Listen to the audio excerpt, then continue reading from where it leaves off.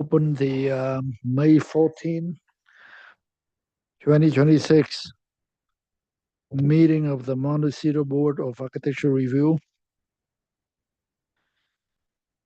And item one, a public comment. Do we have anyone, Dave? For anyone wanting to speak on anything not on today's agenda, go ahead and raise your hand and I'll call on you.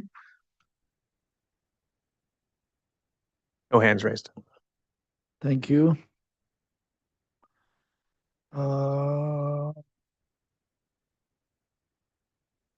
Wait, one. Yeah, but what happened here? Oh, okay. I'm sorry. All right. So, agenda status report. We do have one change to today's agenda. The architect for item number 3, located at 1175 East Mountain Drive, which is item number 3 on the agenda, has requested a continuance to your May 28th hearing. Okay, can we have a motion to move that item off the agenda? Seconded. All those in favor? Aye. And then we need to go to the meeting minutes of the April 30th. And we have it here. All right. So let's see now. Robert Sand was not at the meeting, and same as Rob Fowler. More for you. Yes. Okay, so Dave, you have any comment? Dave? Bill?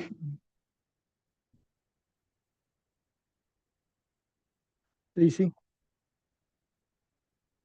And Tom? Okay, and I have no comment, so let's have a motion to approve this. I move to approve the meeting minutes from April 30th, 2026. I'll second that. All in favor? Aye. Aye. Two Abstain. abstentions. Abstain. Thank you. Good job, Kimberly.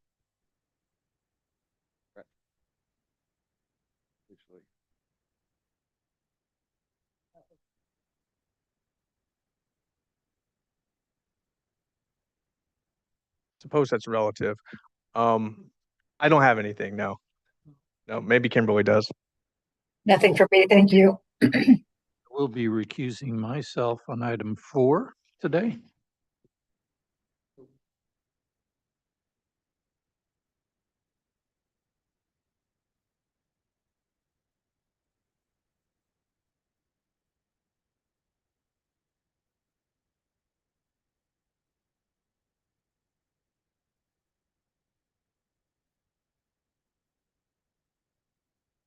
Perhaps we did, but if you have anything to report, go for it.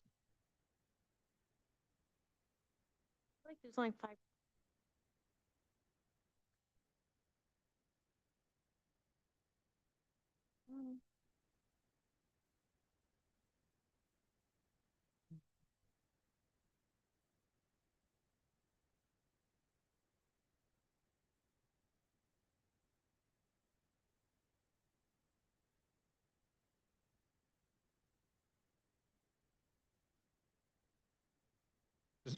Does anyone have anything they want to share?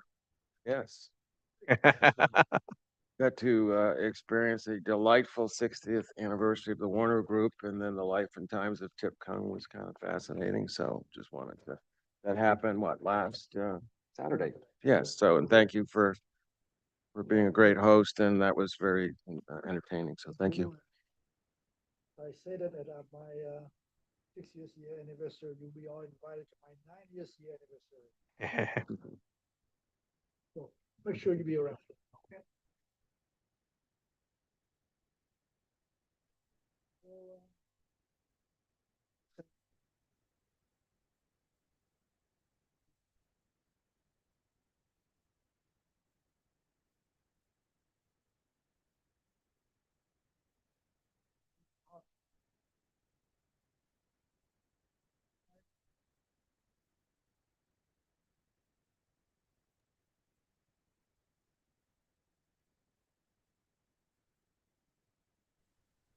Hello?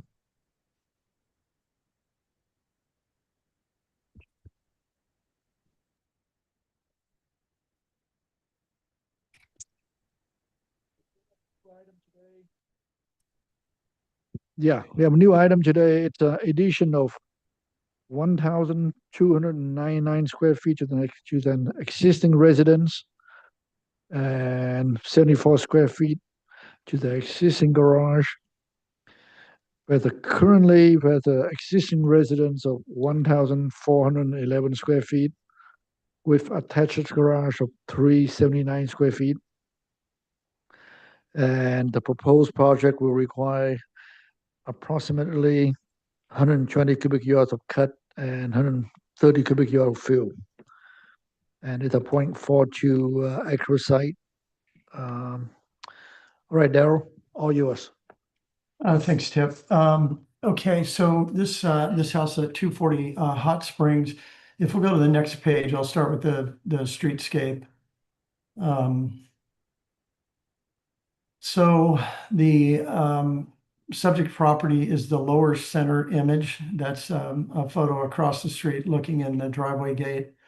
The image to the left is the wall along the front of the property.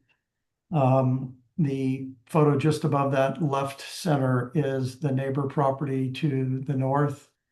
And the photo to the bottom right is our subject property as well. And the one above that is up the street looking back towards the front. The photo on the right-hand corner is the neighbor down below's front wall and hedge. And the middle image is the neighbor to the right, second story over the garage. So if we'll flip back to the prior sheet.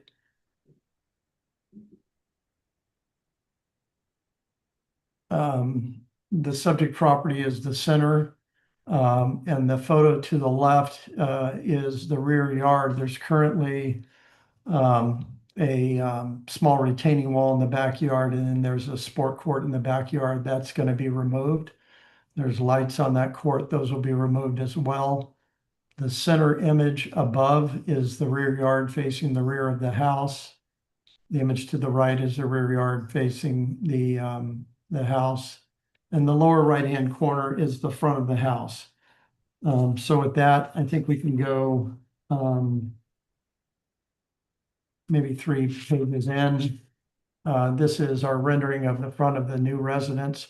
So basically, we're doing an architectural renewal of this house. The existing garage is smaller than conventional, so we're widening it a bit so it'll hold 2 cars. And then we're popping out a front entry foyer, if you will, to the elevation. So page 3 of my plans would give us the finished material board. That one. So the intention is to keep it sort of this ranch cottage style. We're planning on using a board and bat on the residence, a composition dimensional shingle, which is a timberline shingle.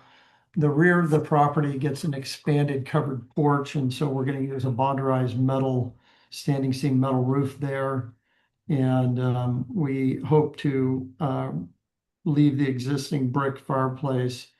We've got a couple of paint colors that we're using, Benjamin Moore Dune White and a trim color of Nantucket Gray. The next sheet, the plan shows the existing site plan. Sorry, keep going. There we are. So this is the existing footprint of the site. As you see, you come in off the Hot Springs into a large motor court with a small landscaped area at the front of the property. The main residence is there. It's a very small house, and the rear yard has a large sport court and yard. The next sheet is the proposed. It overlays the existing, so you get an idea of where the addition is. On the left wing, we're leaving the bedroom and bathrooms as is. We're remodeling the existing main part of the core of the house.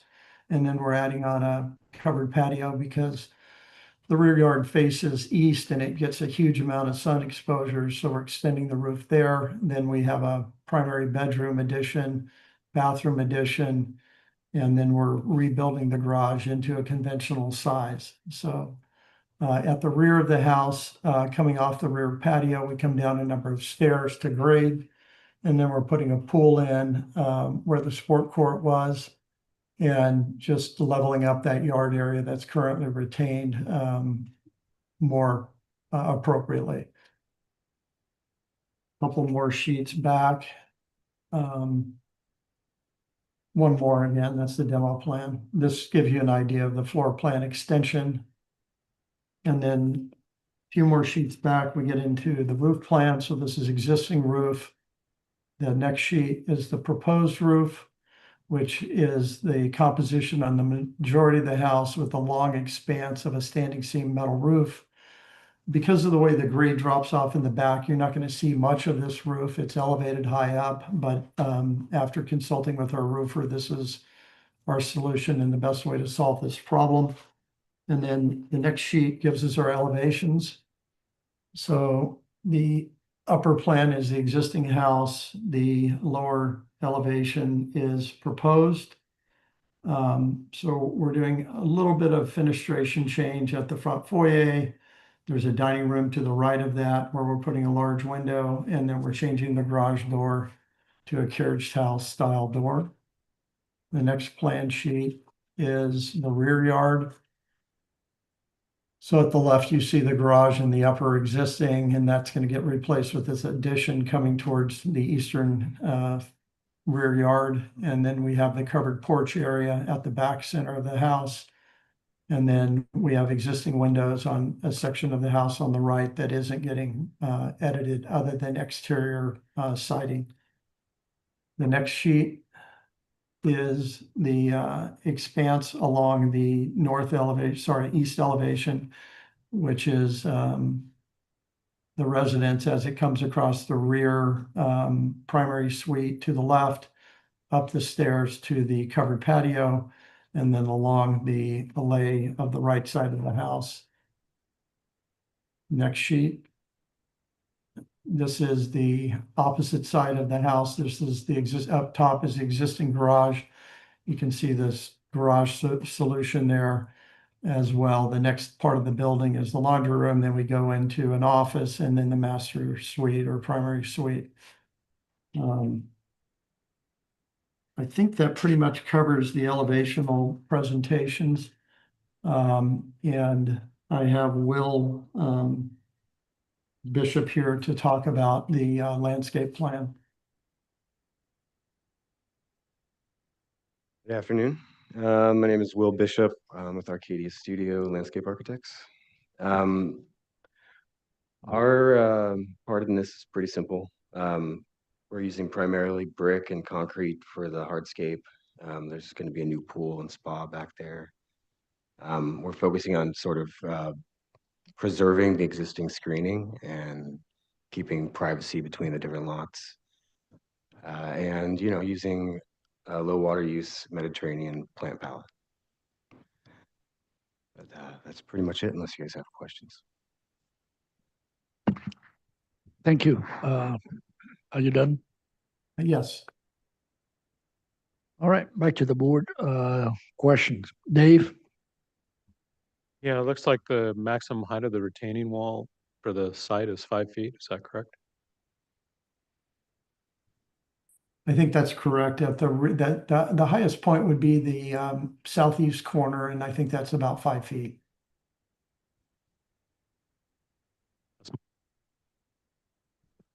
Bill? Yeah, along the same lines. So are you, that retaining wall is new, and so where are you cutting?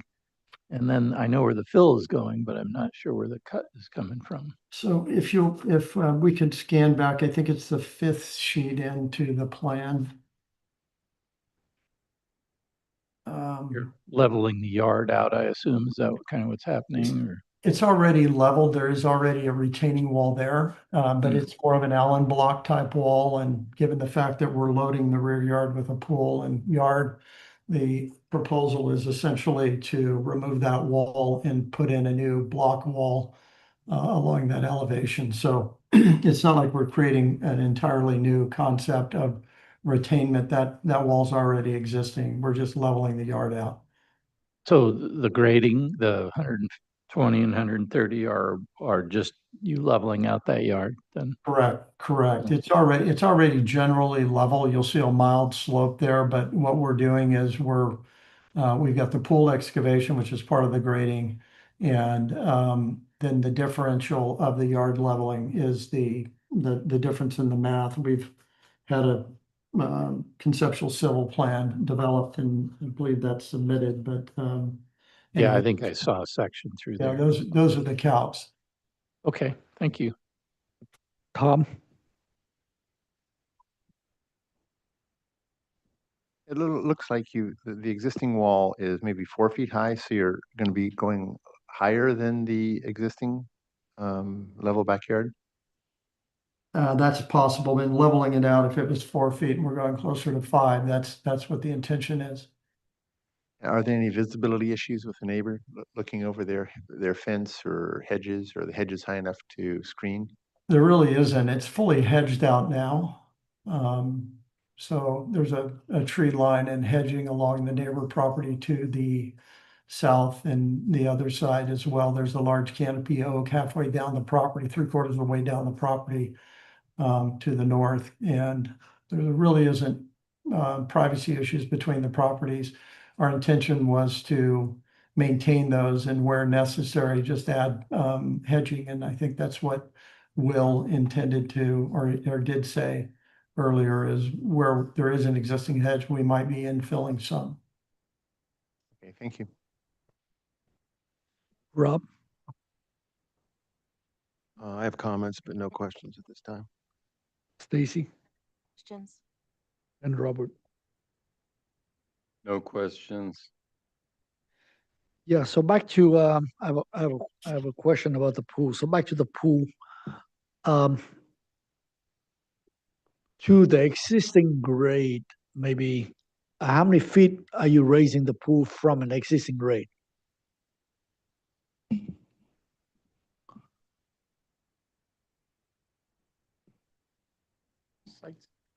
Bear with me 1 second.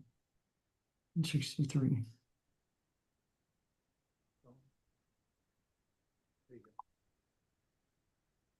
So it seems like you're raising it It's like approximately 1 foot. one to two. Yes. You can see, And- you can see the cut line here. It's approximately a foot of height change. And would that affect how you screen the property to ensure a 6-foot pool separation enclosure? You have to have 6 feet for the fencing, or 5 feet? Well, right now there's a very mature property line hedge, so I don't think that the pool is going to be exposed or the yard's going to be exposed. They're not exposed to neighbors right now. It's fully private, neighbor to neighbor. The intention here was to try to marry the separation between the house in a reasonable way, but level out the yard so that the pool and yard were at the same grade. So this is the grade we came up with that we thought made the most sense. Yeah. You know, the house is at 167, the yard's at the pool's at 163, so we're already coming down a significant number of stairs in a relatively small parcel, so it just feels right at this layout. And where is your pool equipment? The pool equipment, that's a great question. I don't know that we placed that. It won't be in the setback. How about that? All right, well, that may be for the next meeting. Yeah, of course. Okay, so that's all I have, and let's open public comments for item number 1, 240 Hot Springs Road. If you're online, go ahead and raise your virtual hand and I'll call on you. I have received no physical speaker slips for this item. And it looks like there's no hands raised online. Thank you. So we close public comment for item number 1 and back to the board. And this item is here for conceptual, the first hearing. So let's start with Dave. Yeah, I think it's a nice project. I like the upgrades to the house and the way the addition works with it and brings it all together. And I think the way the new house is configured, it's not impacting the neighbors. It's following the setbacks. Um, I think that retaining wall is pretty high in this site, but since it's existing and you also have existing screening all the way around, that should not be an impact to the neighbors. So I can support the project moving forward with this direction. Bill? Yeah, I agree. I think you've done a good job. It's a nice looking house. I think I like the upgrades. I think it's fairly modest, generally speaking. It's not a big home already, but making it twice as big, but it's still a nice looking home and I could support it as it's presented. Thank you. I like the project a lot. Only two comments would be pool equipment should be soundproofed or enclosed in some way so that it's not audible to the neighbors. And then if there's a railing on top of the wall, just want to make sure we don't end up with, a 5 or 6 foot high wall and then another 42 inches of solid something or other on top of that, because that would become kind of a very tall element adjacent to a neighbor. So if we could see details of that when you come back, that'd be great. Those are my only comments. Rob? So, I mean, I could support the project as is, but I do have some things to think about. First of all, the motor court, could we go to the site plan first and then 8.01? That works right there. It would have been nice if the driveway was flipped, huh? So you're not driving into garage doors and the entry was coming to the front door. So, I mean, the motor court to me needs to be a little better worked so that you kind of eke out some landscape opportunities in there. Right now, it's just all paved. And so I think there's opportunities to get some more landscaping in there. Um, the in the backyard, can we look at that I think it's 8.01. Yeah, that upper picture. There's kind of you kind of have this formal new approach that you're doing, and it feels like the formality wants to have balance to it. And so you had this kind of asymmetry before, and that picture on the very top, there's a coziness that picture kind of to me has that I think is lost a little bit in this current version. If you go back to the site plan, please.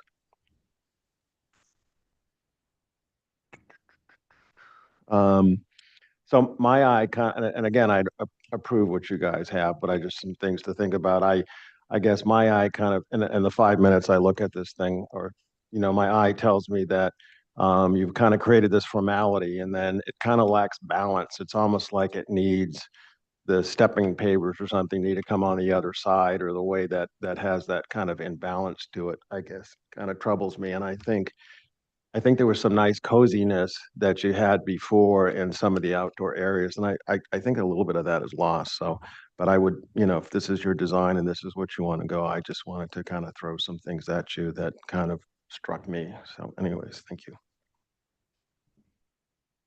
Stacy? Yeah, I think overall I could support the project. I think the house design is lovely and where it's going is just fine. I think I do agree a lot with Rob about the front, though. It seems more like a drivescape than a landscape. If there's some way to carve out a little bit more area for landscape upon the arrival, I think that would help kind of soften the effect coming in and sort of mitigate the fact that you have to come in straight to a garage. But I think you're limited with the site and the existing curb cuts and gate.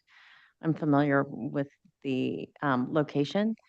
And two, just, yeah, it's mainly just in the front, but I don't have a problem with the back wall. I think it's necessary to soften it, but maybe you terrace it so you can avoid the handrail issue if that comes up.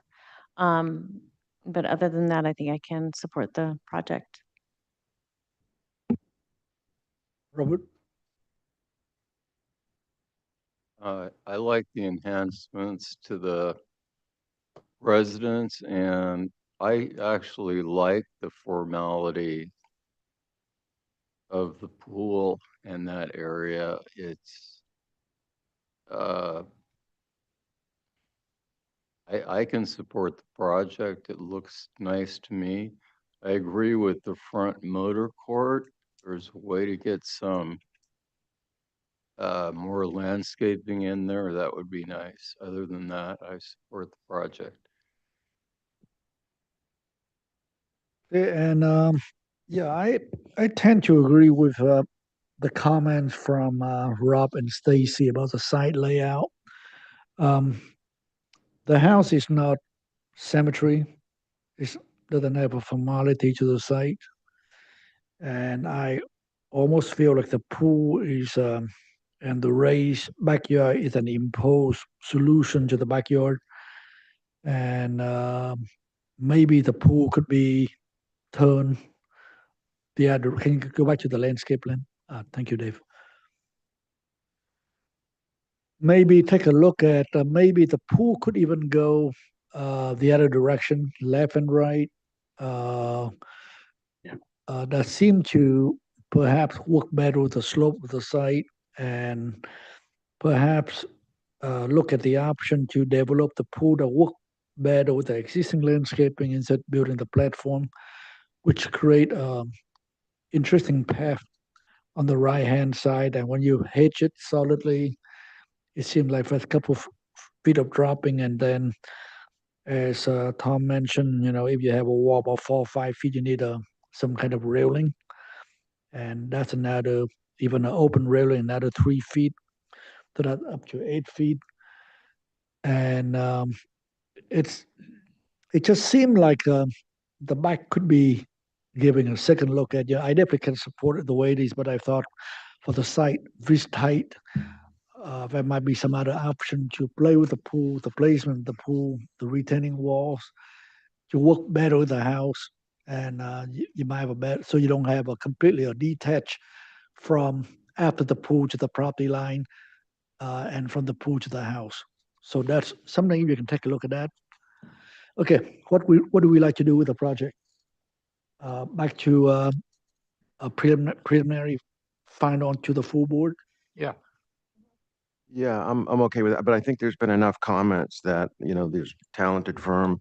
There's a chance to maybe, based on our comments, to at least let them take another look at it. Maybe they'll, based on these comments, will come in with something even better. So. Perfect. So thank you. Excellent. Thank you. So we're coming back on full board on final. Is that what we're being referred to? Prelim, yeah. Prelim final. Final, yeah. If you have everything, then thank you. come back for prelim final. Excellent. So move on to item number 2, 740 Hot Springs Road.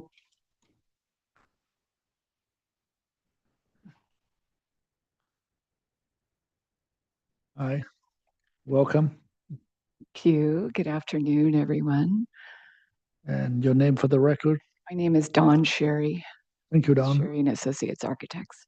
And this one is also a new item. This is a new item. Review. This is a new garage and a second-story addition to an existing house at 740 Hot Springs Road. And let's start with the photos pages. Actually, let me have a question for you, Don. Do you have the FAR calculation? Let's look on the title sheet. And I apologize in advance. I'm not the project manager, and she got sick at the last minute, and I had to do the presentation. But we should not have a problem. It's a very large lot and a very small house. Do you know what's the FAR? I don't know if it's on the title sheet or not. It's not on the title sheet. Okay, then it may not be on the plans now. Okay, thank you. Go ahead. So this, you may be familiar with this block of Hot Springs Road. This is as you go up Hot Springs on the right. There's a couple of private drives that go another, 400 yards to the east. And this is one of those properties that's a flag lot down a private lane.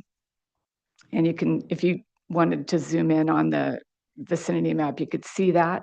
But I'm telling you that for the purposes of just explaining that nobody can really see this house. It's in the midst of a large oak grove. And we're building kind of around the oaks, and you can see the flag lot there. So let's go to the photos. Here's a photo as you enter the site, the one on the top. And then turning around, this is looking down the existing, or at the existing driveway to remain. It's a oak tree lined driveway with oaks all the way along the driveway and up in the area where the cars are currently parked. You can see them parked up next to the house, and there never was a garage for this house. And the reason that the clients came to us is their cars were getting ruined with the oaks. There were some damaged oaks. We have an arborist that told them to remove some of the oaks, and all the damaged oaks have been removed, and there's one oak that is in the way of us putting a garage, the only place for the garage to go in the driveway area. And so we are going to be mitigating that oak tree. Next page. This is looking south from the back side of the existing residence, and the lower photo is looking southeast from the parcel at the residence. That's the area on the lower photo where we're adding the second story above. Next page.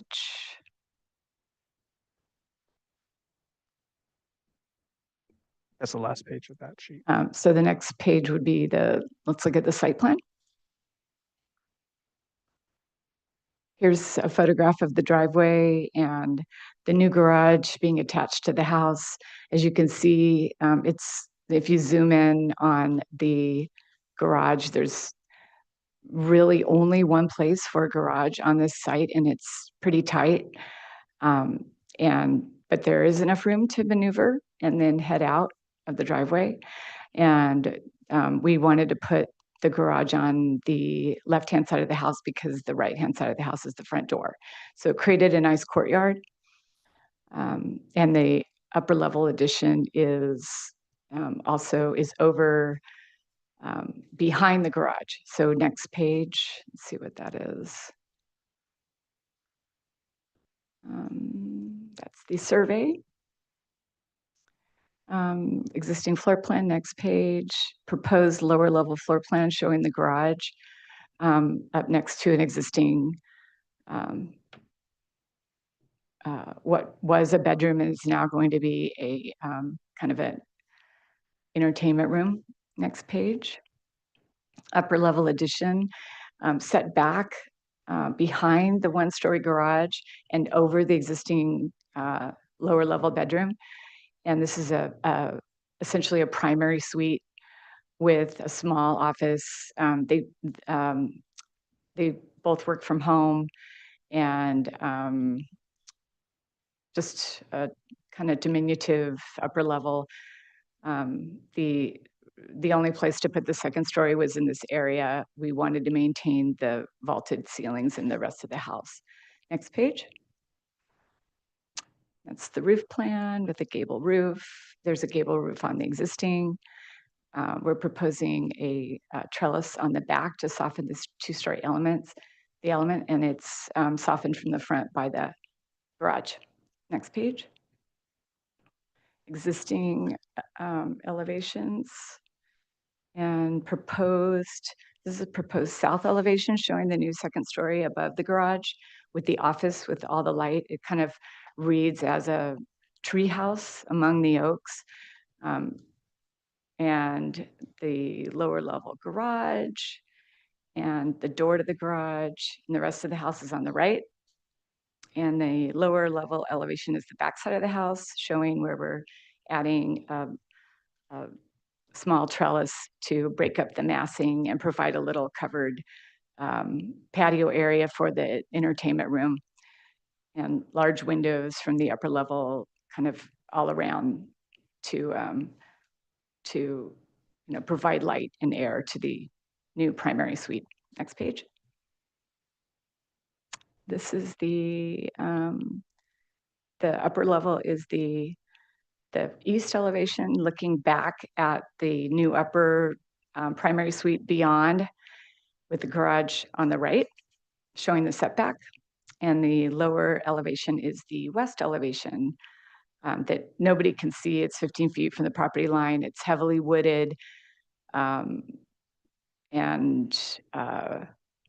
it stacks on the existing lower level, and it stacks with the garage to maximize the square footage that we could get. Next page, that might be it. Let's see.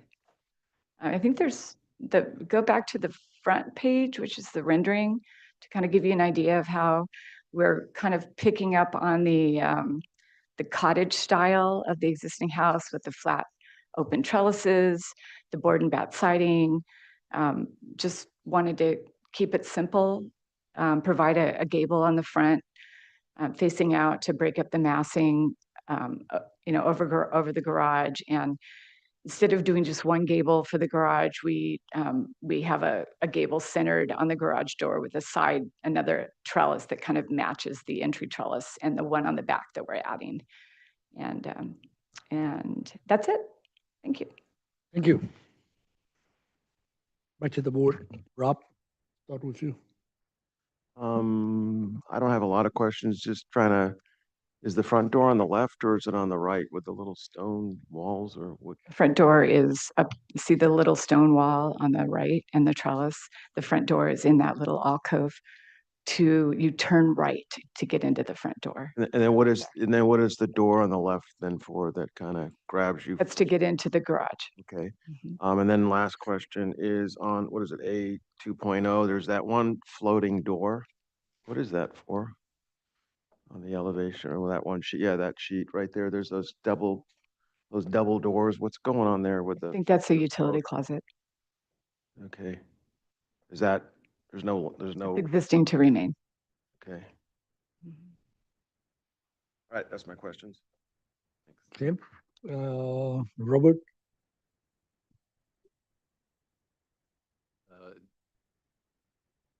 You feel there could be some privacy issues with the neighbor, just, below that 2-story element? And would you consider windows in the garage? Are there no windows except for the doors? I'm not concerned about privacy at all because it's really heavily wooded and screened with hedges. And we're certainly open to putting windows in the garage, yes. And I don't know how the board feels.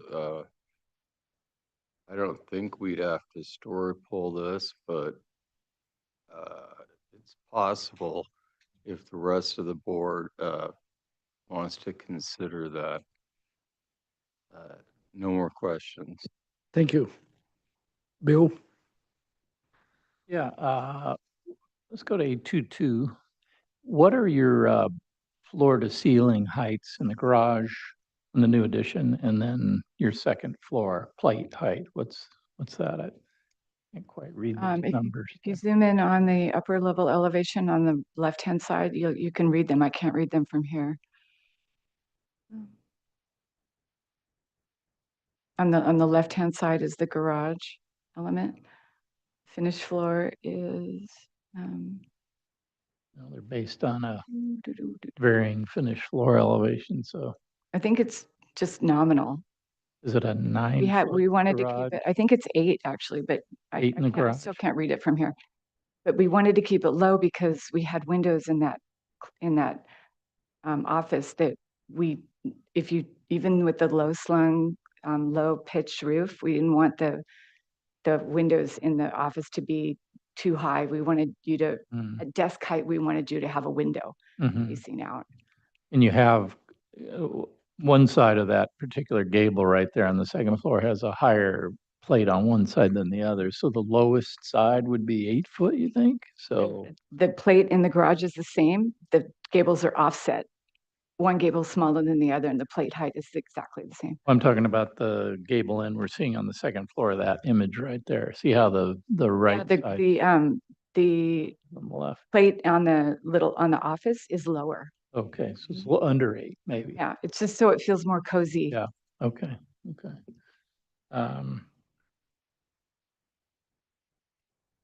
I guess, and is there a way we can see an aerial shot of that, maybe a Google Earth, just to see? Was curious about Robert's question as well, in terms of what you can see from that second floor, looking at your neighbor. And Yeah, that's a really good idea. what's? Can't see it. But Yeah, look, maybe after a couple of the damaged oak trees were removed, you might be able to see the driveway, but let's look. So what part of the neighbor's house is there a driveway past that section where that second story is, or is that?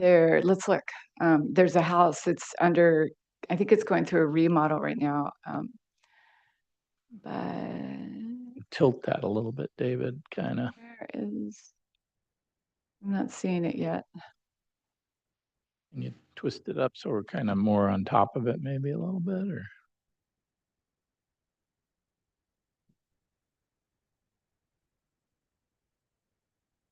So which side? There it is.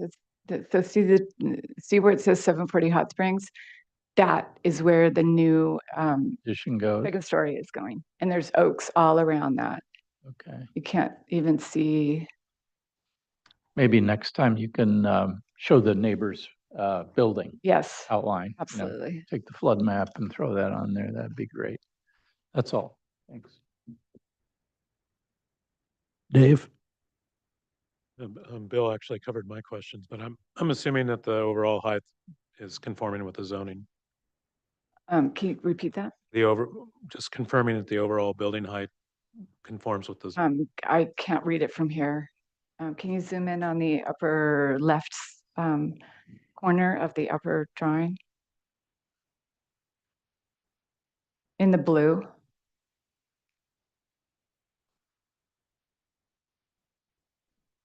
It doesn't have it. Yeah, 17 feet 6 inches. I mean the building height. I'm sorry? Building height, is it 17 Yes. overall? Yeah. Okay. Stacy? Yeah, one thing I'm curious about is the front door. Did you consider possibly relocating it so it was more prominent and as opposed to kind of tucked away and hidden? The front door, the existing front door of the house, we're not doing any work in that area, and they love that part of the house. Okay, that was. They actually like the fact that, I mean, they're down a private driveway and they're really private people, and they love the house. They bought the house because they loved it. Yeah. Tom? My only real question would be, is there no way to save that oak near the new garage door front? And when I look at your photos, it's a magnificent oak tree. It'd be a shame to lose that. Have you tried skewing the garage so it wasn't square to the main house or something, so you didn't have to put the driveway so close? We've tried everything because we didn't want to get rid of any more oak trees than we absolutely had to. And we studied it for over a couple weeks and tried to get it to do the maneuvering. We tried. What is it that's requiring its removal? Huh? You're worried you're taking out too many roots? It's not actually physically in the way. It is physically in the way of the backup. There's one oak tree that is being removed that is right in the way of the backup of the cars. Mm-hmm. I was Does that show up on the site plan? Do you want to zoom in on that? No, I was looking on the site plan The of survey? number 4. The sheet was T 2.0. Note number 4 shows a tree in front of that little shed building.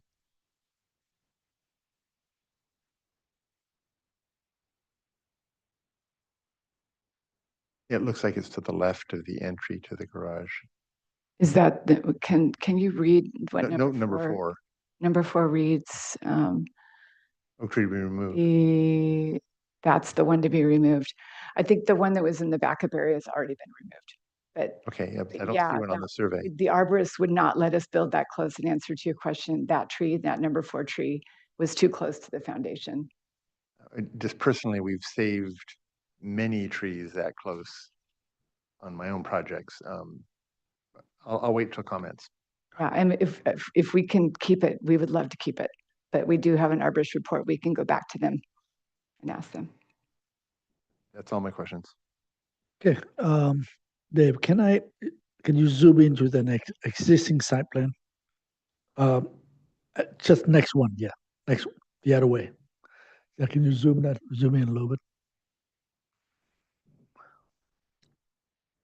Okay, and so right now, the house has no garage. Correct. Okay, can you go to the existing elevation at the front?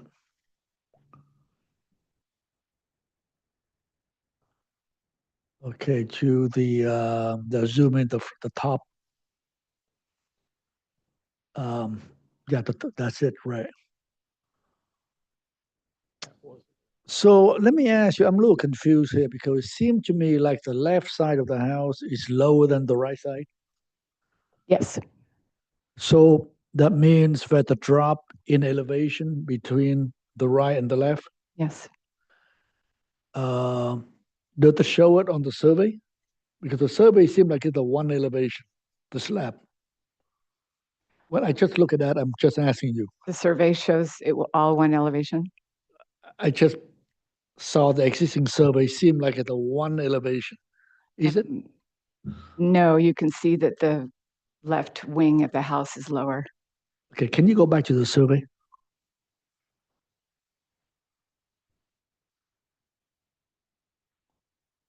Yep, that's it, zoom into the survey. Yep, zoom in a little bit.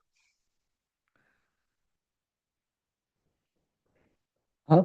They're not showing a break line there, but finished floors. Did the finished floor shows drop?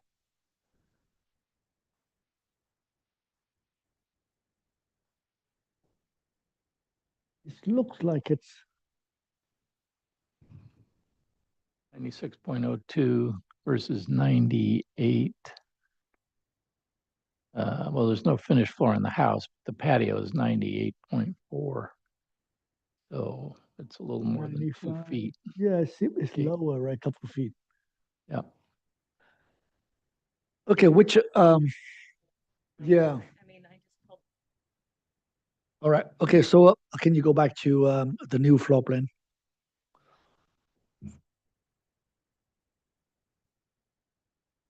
All right. Okay, so it seemed to me like, if I understand your drawing correctly, with your renovation, you are raising the existing floor area to be the same elevation as the main house, No, because your second floor goes up much higher, both floors. the second floor sits on top of the lower level, and the lower level right-hand side of the house is lower than the rest of the house. And we're just putting the second story on top of it. We're not raising the lower level of the left-hand side of the house. So okay, and it seemed like with the 3 feet, right, in different elevation between the existing house had 2 elevation, 98 and 95. That may be correct. I can't read it from here. There's a difference in height. You drop down into the existing primary bedroom, and we're not changing that. Okay, so that means the plate on the first floor, I think that's your question, right, Bill, that the plate on the first floor is much taller than it needed to be.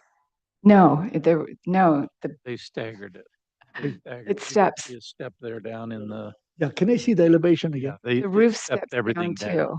Yeah, everything steps Uh, down. Go to the So next one. next See the roof of the, one more.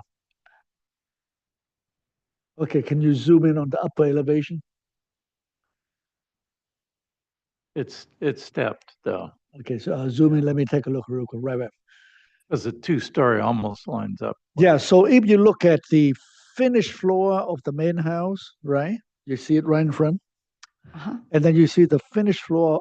I assume that's a line of the second floor. Okay, from that line to the eave, how high is that? By the window. Those numbers are in blue and I can't read them from here.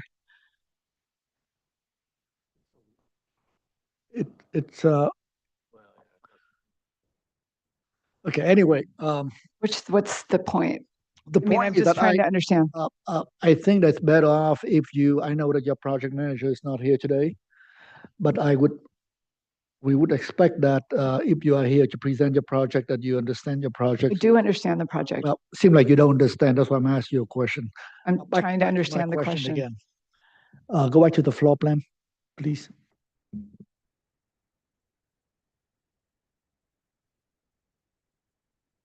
All right, so here's a question you can answer. So my question is, it seemed to me like the way you're doing it now, you're building a second floor over the existing wing, and then you're putting the garage in front of it. Yes. Have you looked at an option to push the whole thing back because it's pretty much a brand new construction, make the garage more in line with the house, and then the second story push it back a little bit. And the reason I'm asking you that question because when I look at your site plan, it seemed like the garage is very squeezed to the front because you have to do that to make it work. And if you're doing that, which you get to another question is, can the fire truck come in and turn around? Because it seemed like barely enough room for a car to back out and go around. That's a question. This is where they want to put the second story because they have a very nice backyard. No, we no question about that. Yeah, we just the location of because it's a brand new construction the way we see it. So the question is what exactly? Can you push that wing to the left back? They want to build the second story over the existing room and they don't want to lose any of their backyard, which is behind the house. And they want the That's the garage in question. front of the house. Okay, thank you. And they liked the L shape and we want to not have to add any more footprint to the back because it's a nice sunny backyard that's landscaped and they have 2 kids and it's the only really place for them to play. All right. Okay, can we open public comment for item number 2? I have no physical speaker slips. If you're joining us online, you'd like to speak on this item, raise your virtual hand, please. No hands up. Thank you. Back to the board. This is for concept review. Let's start with Rob again. So I just have a couple comments on a couple of minor things, and then I'll let the rest of the architects kind of, I like seeing a hierarchy of, having the front door, having identity. And so what I feel is like missing is that when I look at the garage, you're driving in the garage and then the front door is kind of hidden. And then the first thing I see is another door. So I'm confused as where the front door is. I think it needs to read a little stronger and maybe there's a way to kind of hide the garage door and do something with it so that you're not kind of as a door number 1, door number 2. So that there's that. And then the only other thing that I will comment on is on A 2.0.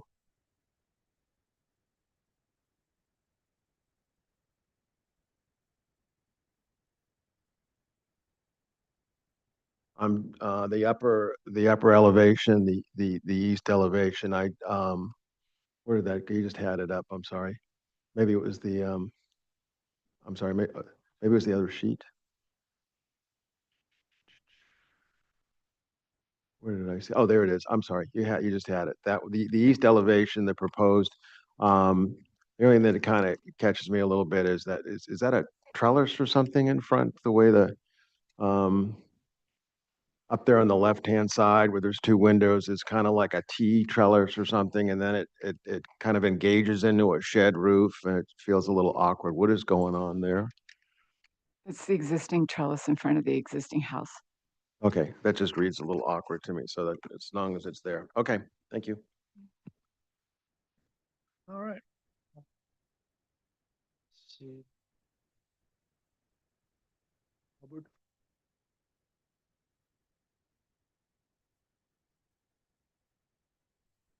Uh,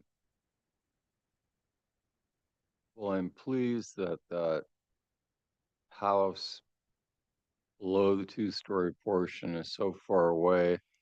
As Bill said, it would be good to plot the surrounding homes.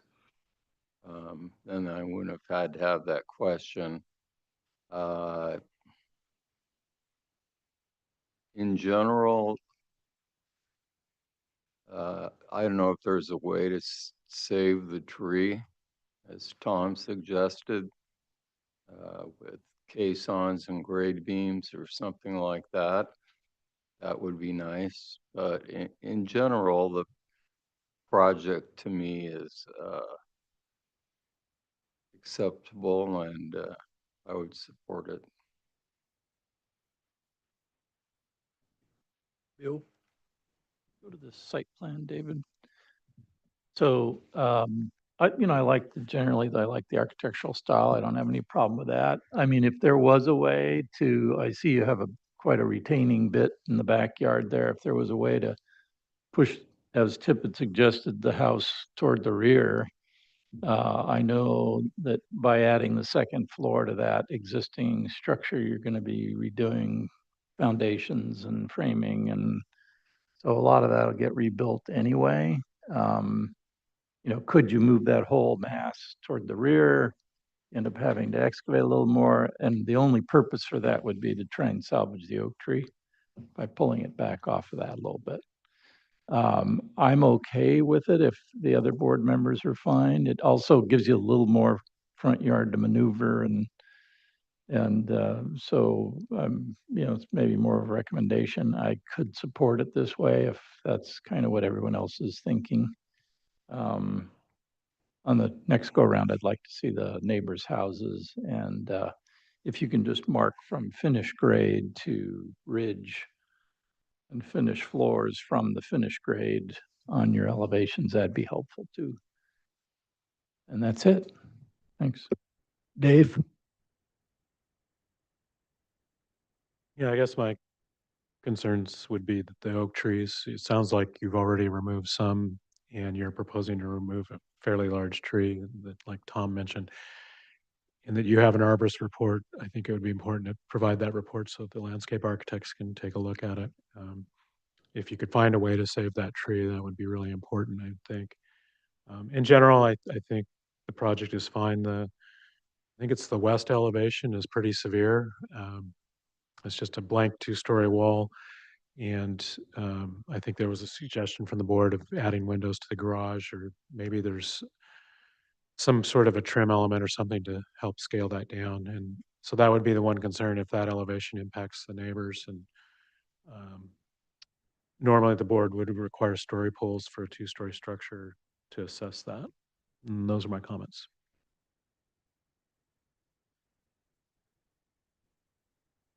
Lacey? Yeah, I think I generally agree with the rest of the board. The architectural style is fine. I do agree with Dave about the west side being very kind of harsh.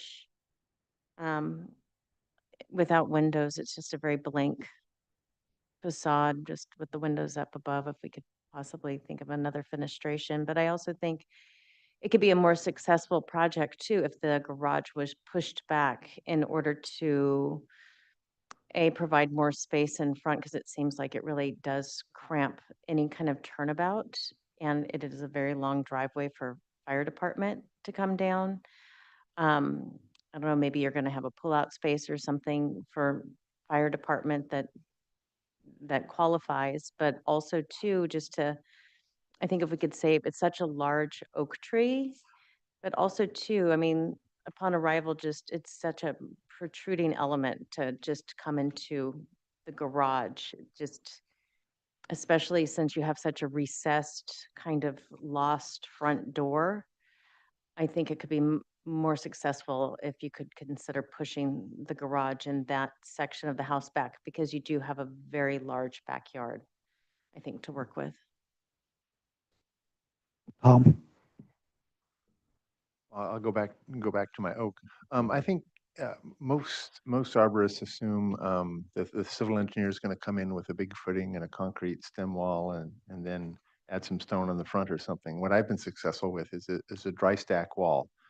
So if you just had a stonemason build a dry stack wall against the dirt, minimal foundation or no foundation, slightly battered, I think then you can see if the tree survives. It should survive. Deep root feeding. Try and save it. If we ultimately have to lose it or he thinks it's in danger, then I understand.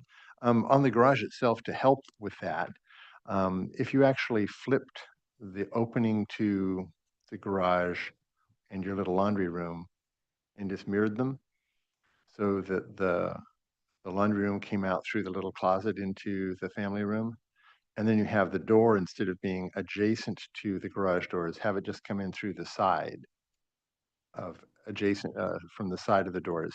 Then you could move that whole thing over 4 or 5 feet and get the driveway area 4 or 5 feet away from the oak. And I think it'll also help with the elevation. It'll give you a small 1-story elevation to counter the 2-story part. It might soften the fact that it looks a little bit like the tail wagging the dog with I know that's what second floor additions do, is you put them off to the side so they're out of the way. But if you had a small 1-story section to kind of balance that 2-story portion from the facade, I think it would read a lot better. And it might just be as simple as flipping the garage, the floor plan. And then put the door through the side. So just make the garage narrower is, I guess, what I'm saying in total. So the laundry room bumps out farther back and the garage itself is narrower at the front. If I'm trying to be clear. Those are my only comments. Thank you. Actually, I have one more question. Dave, can you zoom into that bottom elevation, please?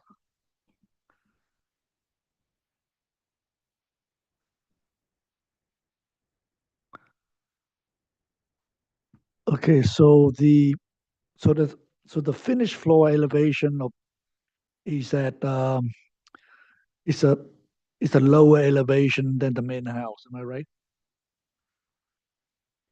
The finished floor elevation is lower than the main house. Yeah, of the wing to behind the garage. It's like 3 feet below the main house. That's what I was trying to explain before. Yeah, so that's what I'm trying to say to you. But the finished floor of the second floor is at right at the line right below the windows on the right. That's the line of the second floor, the finished floor. So yeah, I guess my question was, the ceiling height of the lower floor in that area is what? Is that 10 or 11 feet? It's an existing room, and I know, but you're adding a second I floor. can come back with a section through that so we could all understand it. No, right.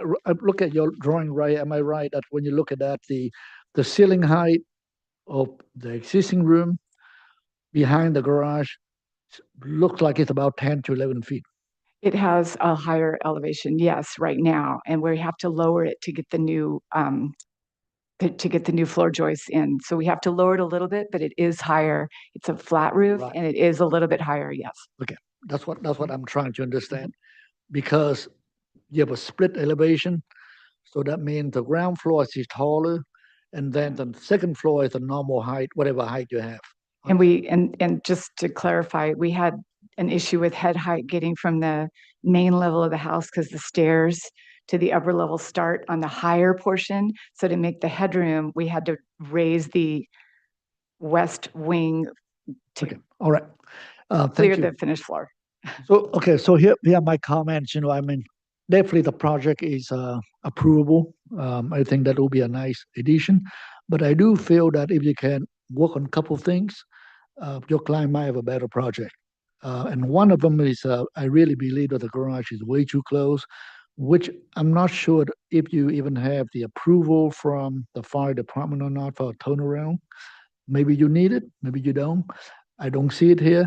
So I would recommend that the next time you come back, you meet with the fire department, make sure that because it's a pretty long driveway, they might want to drive all the way down, have a T-shaped turnaround and go out. And if they have that requirement, then I don't think you meet that requirement. So check on that and before you come back next time. That's number one. Number two is that the same as the massing. I think that if you push it back a little bit, it will make the house stand out a little more, the front door more pronounced and easier for circulation. And number three is that we do understand that the existing wing is lower than the main house. If you can adjust the floor as a ceiling height in that wing, I think that you can make it work. Bring it down to perhaps 9 or 9.5 feet clear ceiling height. That will help your second floor massing. And I think you have plenty of backyard that it doesn't affect how you use the backyard. And by the way, do we need story pool or not?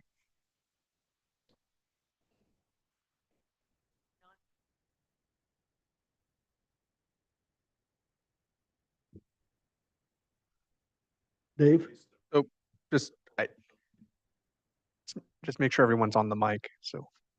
Because normally, we when we do a infill two-story project like this one, we normally require story posts because you have neighbors on all sides. And so I would think that you probably do a ridge, right, Dave, a ridge beam, and so we know how high that is. Yeah, agreed. Agree? What about, okay, so that's what, if you can show that and then reschedule for the next meeting and we'll go with further conceptual. So about the story poles again, what's the direction? Can we see the roof plan, please?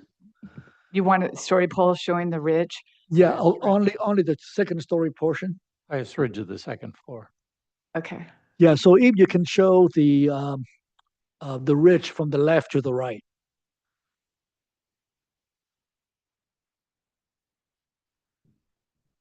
What about the 2 points in the back? I think we can interpolate that. Okay. Right. And take a look at the even anything you want to change in terms of the location, the garage. If you keep it the way it is, then, but if you change it, then hopefully you can lower it down a little bit. Okay, perfect. Thank you. We'll move on to number 3 has been continued. So now we're on to number 4, and Bill, you're stepping down, right? Thank you.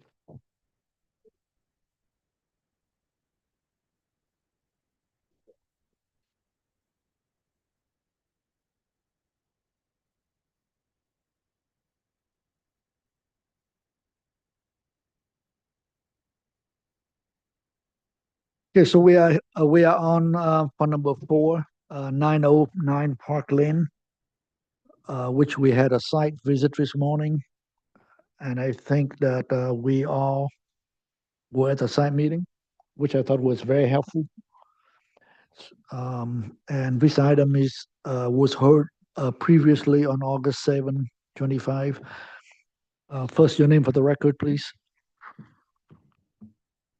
Aaron Holm. Sarah Marshall. Lisa Reed Papaterra. Okay, so we heard this item previously on August 7, 2025, and we had several comments. To read them. So number 1, site visit and story polls, which we did this morning. And number 2, generally, MBAR liked the design and direction of the project. Number 3, provide existing and proposed elevations and identify existing materials. Number 4, confirm and clarify footprint and site grading calculations. Number 5, provide site section through dwelling.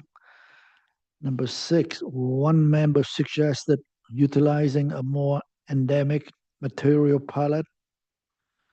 Number 7, consider number and placement of trees for fire safety. Number 8, consider removing the existing Canary Island palm trees. Number 9, provide more detail and clarify drawings. Number 10, submit landscape plan showing adjacent to driveways. And number 11, consider providing cover parking. And we seen the site and we requested some information. And I guess probably the most important thing is you mentioned that you met with the fire department and you got their approval. And if you have something, anyway, all yours. Cool, thank you. Yeah, so we have been back and forth with the fire department on the driveway access, and they requested a few updates which are being submitted to them. It has been back and forth, and they've unofficially approved it, I believe. But they are still wanting the official to be uploaded to their system so they can do their official sign off. So that's in progress or will be in progress soon. We didn't supply an updated one today because all we can review is what we had sent previously, right? So we can supply it after the fact, after we get their approval for our next kind of final meeting with you. But I think the other conditions were the covered parking that we have added. There are some things that we'll want to address on it. And then also just modify the story polling to suit exactly what is in the drawings. And we'll provide drone photography and drone imagery of it. And what about landscaping? I see that you have some landscaping. Can you perhaps go through the landscaping? We could do that, yes.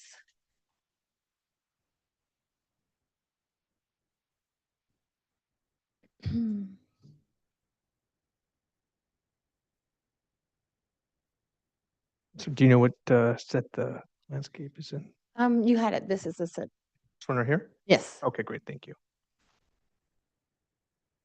The image on the top shows the biologist report of the different type of habitat in the area or type of vegetation on the site.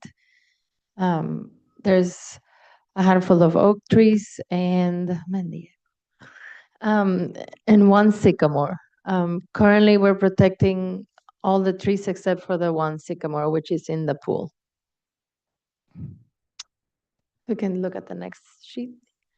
This is all just existing survey, so there's a few of those pages we can pass unless there's any questions.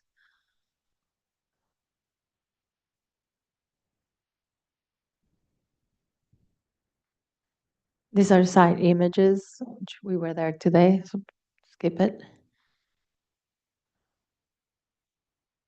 Okay, the orange lines around the building, we have the 5-foot setback or zone 0, then zone 1 at 30 feet, and then zone 2 at 100, as well as the 10-foot offset from the road, which is required to be maintained for defensible space. Next page. These are the different type of plantings. We have a pool garden, a courtyard garden, which is around the main house, the entry garden, which is around the driveway motor court and walk to the house. What we call in the oak woodland, which happens around the property nearby all the oak trees, and the firewise meadow, which is the space in between all of these areas where we can maintain it for summer cut and defensible space, reduce spread of fire. Next one. And so those areas are depicted here. It's right now just a big zone. We have plans specified for each of those areas, but we haven't placed them into the drawing specifically. But you can see how the driveway has the 10-foot offset on both sides, and it spreads into the hillside with our firewise meadow. And then the entry garden around the driveway motor court and the pool courtyard and the main house gardens. Can you, Um, perhaps very can you unique. focus on the landscaping around the project?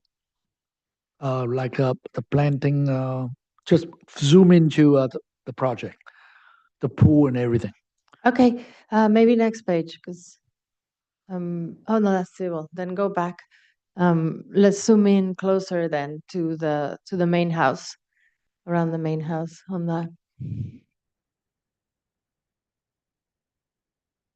Do you have like a preliminary planting plan? No, Do you have perhaps the enlarged site plan with some paving and some it didn't seem to have landscaping? made this set, but we do have it, but I'm not seeing, because the next page seems to be the civil drawings.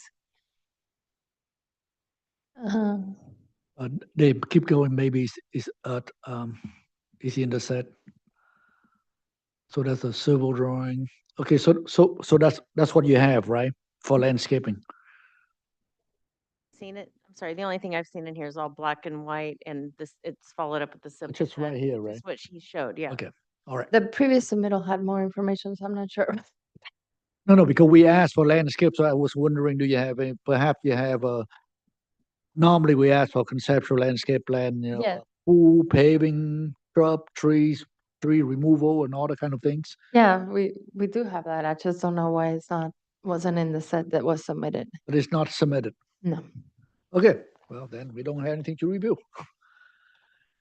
Um, I guess, there's one more thing. When we were at the site today, we asked you look at some sections, and I think you said that you have them. Yeah, So perhaps can you go through those? yeah, if we could go to the architectural set. There we go. I think one of the items I wanted to address first is that on G004, I think we all know this is a very confusing project, has a lot of levels, a lot of kind of elevation change. And when we previously met, we had discussed overlaying on both the existing and the proposed elevations, the vice versa. So with the existing elevations we have here showing in the kind of more bold elevation, or the number 3 and number 4, more of the bottom right-hand side of the page. In the existing elevations, we have the proposed elevations overlaid there. So it's just a comparison. So if we could zoom into number 4, which is kind of probably the biggest elevation on the project. And as we discussed on site this morning, kind of the main intervention is on this wing of the house. So here you can see the existing house with the proposed house. Primarily the second, the 2-story elevation is the most imposing addition to the property. So we can see the dashed elevation. The upper dashed line is the ridge line, and then all the way down to the bottom that's the basement level. So we're maintaining the finished floor elevation of that lower level. So it comes down 4 feet from the entry level, and then down another 12 feet all the way down to the basement there. And if we could go to the proposed elevations, I wanted to just address that same thing, which is on all the way down to A301. If you zoom into number 3 on the far right there, this is just the opposite kind of comparison, showing the what we saw on site, which was mistakenly staked out with the ridge line continuous across the site. Here you can see the ridge line is actually dropping, and then in our enlarged elevations, we see the actual building height and in our sections. If we go down to drawing number 4 there, again, that's just the existing elevation overlaid over the proposed. You can kind of see that we're mimicking the existing ridge lines. I'm going to make you pop up to the site sections, sorry. On page.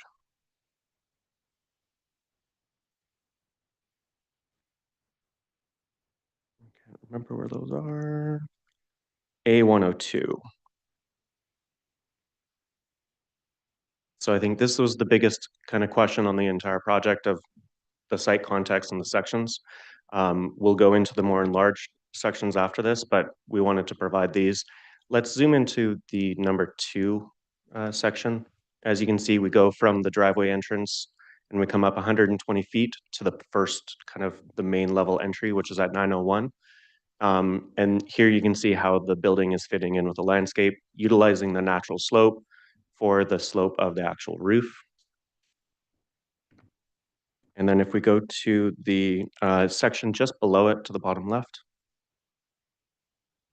that is the section through the new kitchen and entry pavilion, which is where we kind of are expanding into that entry court. So you can see how we're quite low. We're lower than all of the existing buildings there with the lowest pavilion and allowing light to come in both sides with no full height walls in this area.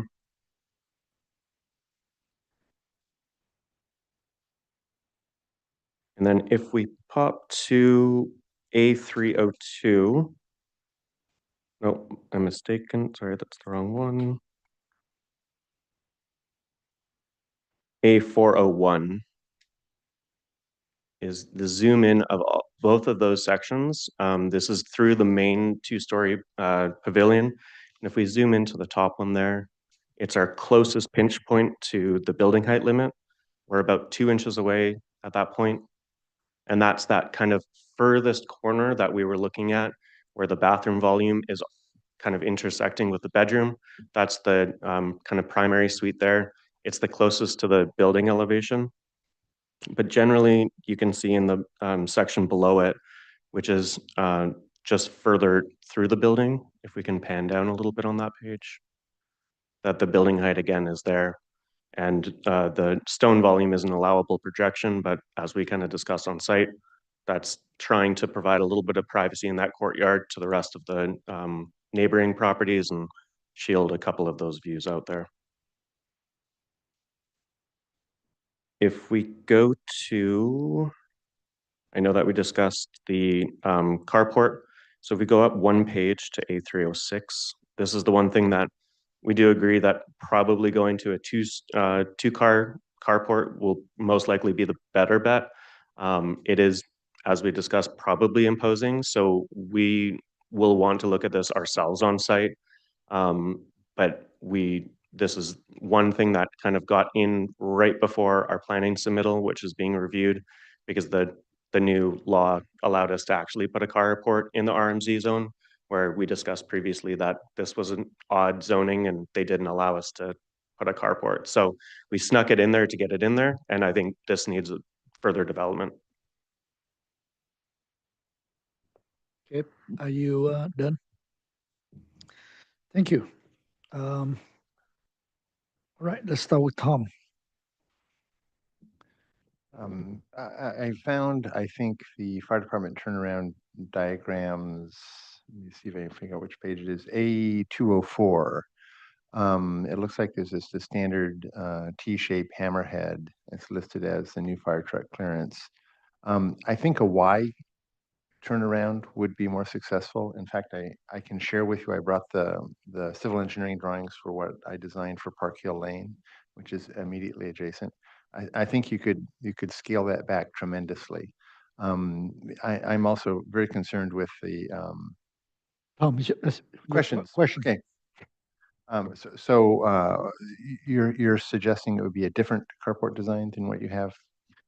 I believe that we would just, on the carport there, if we zoom into the bottom left image, drawing number 1, that far east stall would come off and we would pull that out and back towards into the property away from the hillside slope. Okay, so you would attempt to comply with the 16-foot from grade 3D model. Yeah. I count on the contours, it's like 28 now or something. Yeah, it's 25. Yeah. Then also I saw on the topo that shows the hot tub, question, it looks like the front of the hot tub is 12 or 13 feet in the air. Is that correct? Let me check. This is that area is also below the pool. And then the pool deck itself looks like it's 6 feet in the air, and your section looked like it was flush with existing grade. Everything on the project is no more than 30 inches above grade. So it might just be a little bit of a graphical issue. Okay. And what is in that tower element? It showed as non-habitable future elevator element in the middle. It's a bisecting line because we have, if we actually go to A101, it's an architectural element to stop the clashing of the roofs. They're at different slopes. If we zoom in there, right in the center of the pivoting of that building, we're utilizing a skylight and a solid stone volume to separate the slope, the monoslope of the bedroom wing from the monoslope of the actual kind of kitchen area. And it's the only way to rectify these roofs without allowing them to just be a kind of deconstructivist, nasty clash. Okay, thank you. No problem. That's it. Rob? So was what you mentioned on site was that there was going to be more of the pines were going to be taken away or removed, and then I just thought I heard that there wasn't many trees being removed. So which I was just wondering which one it was. Of the protected trees, we're not removing any oaks except for one sycamore. And so then there's pine trees that we are removing, definitely. Okay, do you have a count on what that is? Not off the top of my mind. I'm somewhat sorry. Seems like our Okay. drawings didn't make the Okay. submittal. I can look. Okay, that's my only question for now. Dave? Did you consider moving the turnaround further to the north to allow the garage or the carport to pull back away from that slope? Or was that an option? The driveway slope is at currently every single portion up until that 55 turn, we're at 20%. We have modulated the entire driveway so that we're meeting that maximum grade that we've been in discussion with. So if we push that back anymore, we're just going to increase the grade. Okay. Yeah, so it's kind of as far back as we can go to minimally impact the site. Thank you. Okay. Stacy? Yeah, I kind of can recall the last landscape plan that you had, and then I think it was very enlightening to see the site today. That was um, really important, I think, especially for this project. And one concern that I had after seeing this site is with the related to landscape, because I think you had a pretty elaborate plan, if I recall last time, of replanting and regenerative. I'm just curious what your strategy is, especially planting oak trees um, on such a steep slope where it appears to be almost entirely rocky substrate. How do you think you can, I mean, what's the plan? Are you building site retaining walls to then lift and elevate in order to plant oak trees? Or are you thinking of getting them into these slopes? The majority of the oak trees we're adding are on the meadow end where the site has fruit trees also. So it's in the more. Can you point that out on the screen?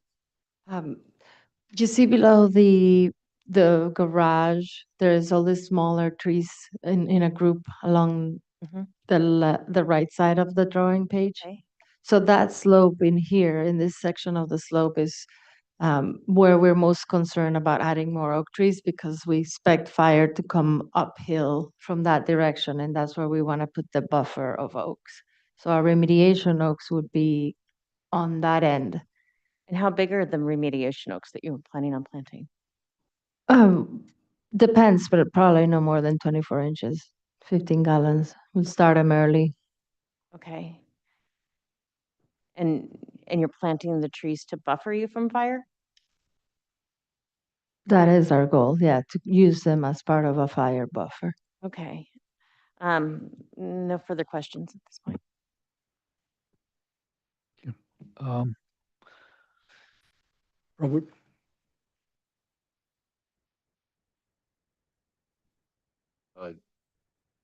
Is there a way to simulate the visibility of the house without the loss of all those pines from below. And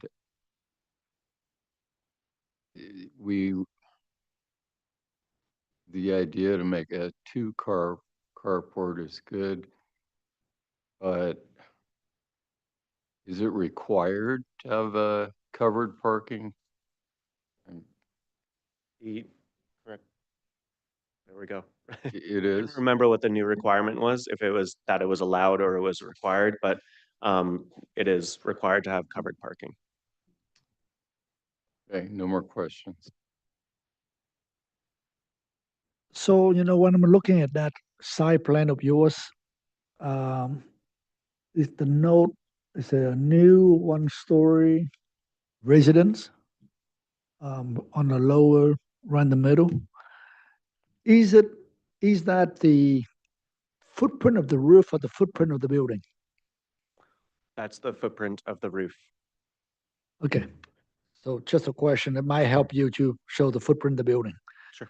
Because it looks large. It will make it look smaller, Yeah. instead of, and it's not really an accurate site plan. Okay, so that obviously didn't help. And then I know that we're not talking about the ADU, but you mentioned on site today that there is a two-story element with a basement and with a floor above. Correct. And if we go to A204, there are plans of it, and we do have sections through the site, or at least some building sections, more or less. So there's an enlarged site plan there on the bottom right. You can see the upper level.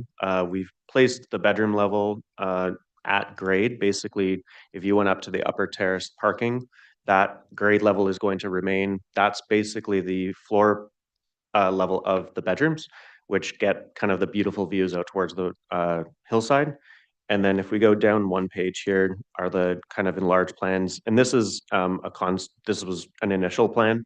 Some of the comments that we've already received from planning is that in order to call it an ADU, we have to have the stairwell enclosed in the building. We can't have a disengaged kind of stairwell. It has to be enclosed interior. We were hoping to use that as site access. So if we go to 214, you can see the lower level. It's just a simple kitchen with a living room, and then that kind of exterior terrace that extends out to the hillside. Okay, so so that means, can you zoom in on the lower level? Yeah, if we go to A214, next drawing. And the lower level is not a part of the calculation for the ADU. It should support the ADU. No, it is part of the calculation. We've calculated all of that. Well, what the total area you use? It will be under 1,200 square feet. So is that on your calculation? Yeah. Okay, and what is the elevation of that lower floor? How is that compared to the motor court? Yeah, I wanted to go to this section with you to better explain that. We go to A403. So the bottom right elevation or section is kind of the section through that. You can see we're still working through how landscape and us are engaging in this kind of lower level. If it's a Actually, I just need to know what that elevation compared to the motor court right now. I'm getting there. So the lower level is at 916. 916? Yep. And the motor court? 900. So 16 feet above. Feet high, yeah. Okay. All right. That's all the questions I have. Let's open public comment for item number 4. 909 Park Lane. If you'd like to speak on this item and you're all attending online, go ahead and raise your hand. No hands raised. Okay, so we are here for further conceptual review. I think the site visit was very helpful. Anyway, let's give him some comments. Start with Tom. Okay, I'll start with the carport. It looks like you're proposing a hammerhead overlaid in the middle of your 55-foot diameter. So it's not really a turnaround, it's a hammerhead.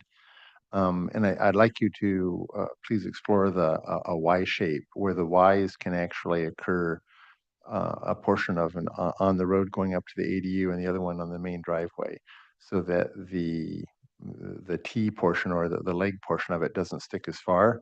That may be able to allow you to get your parking completely on the existing grade as opposed to falling off the edge. But I would really encourage you to potentially bury the garage in the ground, in the high side. Put a garden on top of it and bury it straight in. We did, again, a very similar project on Park Hill Lane, which is just right around the corner. Same thing, lots of rock. And it turned out to be very successful. We were able to make the garage go away and not have it hang over the downhill side. And I've got some drawings here I can share with you on what the Y looks like, because we just did that, finished it a couple years ago on Park Hill Lane itself. We put in a fire department Y for the whole neighborhood. So current engineering, and I'm happy to meet afterwards. The other thing is the hot tubs appeared to stick out 10 or 12 feet in the air. Again, that should be nestled in so that the front of the tub is at grade essentially, as opposed to sitting up as a tower or a platform. I think you'll learn in talking to this board that Montecito is very concerned about the visibility of structures from the community below. And the other last comment is it looked like your ADU is 2 stories. It still has to meet the 16-foot height limit to the top of the roof. So that almost makes it impossible to do a 2-story structure. So unless you're digging in 4 or 5 or 6 feet more, and also just FYI that the existing pad that's there now is going to count as existing grade. So you can't say that the old grade before they dug this was up 5 feet higher. It's just tricky. The goal. Mr. Chair, if I could, I'd caution you against discussing the ADU setting. Okay. Oh, sorry. I'll stop. Those are my only comments. Thanks. Thank you. Rob? I wasn't there the first time this project came through, so I apologize because I maybe missed some aspects of it. But what I'm not seeing, I guess, yet is this site is pretty amazing in terms of, all the rock and boulders, and it feels like there's just great opportunities to have the building, the hardscape, and the landscape just kind of grow out of the site. And I'm not quite seeing that yet, and maybe and then it doesn't help having some drawings missing. I think for me and maybe other board members, it would almost help to have like almost deconstruct this project and start with having like vignettes of the landscape and what your vision is, and maybe do it with 3Ds or do it with sketches and start kind of showing what your vision is to kind of have the landscape and all that rock and kind of create kind of these pieces where things start to grow out of that hillside, because there's so much rock there. That's really, and that was what was mentioned before in one of the comments, that it's something about the building needing to be endemic, and I'm not quite seeing that yet. Is that I think that you have just this great opportunity to kind of this house could be spectacular. The landscape can be spectacular by completely using what's there. And so what helped me is to start seeing that done with whether it's hand sketches or 3Ds or something like that, to kind of start to portray where you're going with this project. And then the only thing, and I guess I'd let the architects comment on that, with the modern architecture, it's kind of nice when things kind of step up. And the one thing the only awkward piece for me is, I guess, where you slope the roof, and maybe the architects, I'm not an architect, so maybe they're fine with it, but somehow I found that to be not fit as well. So it's, again, it kind of goes to where the base of this thing needs to be more stone, and it starts to grow up and have a lot more stone into it, because you're going to have a lot of stone to work with there. So thank you. Dave? Yeah, it was really helpful to visit the site. It's a complicated existing structure, really challenging site. So that was great to see.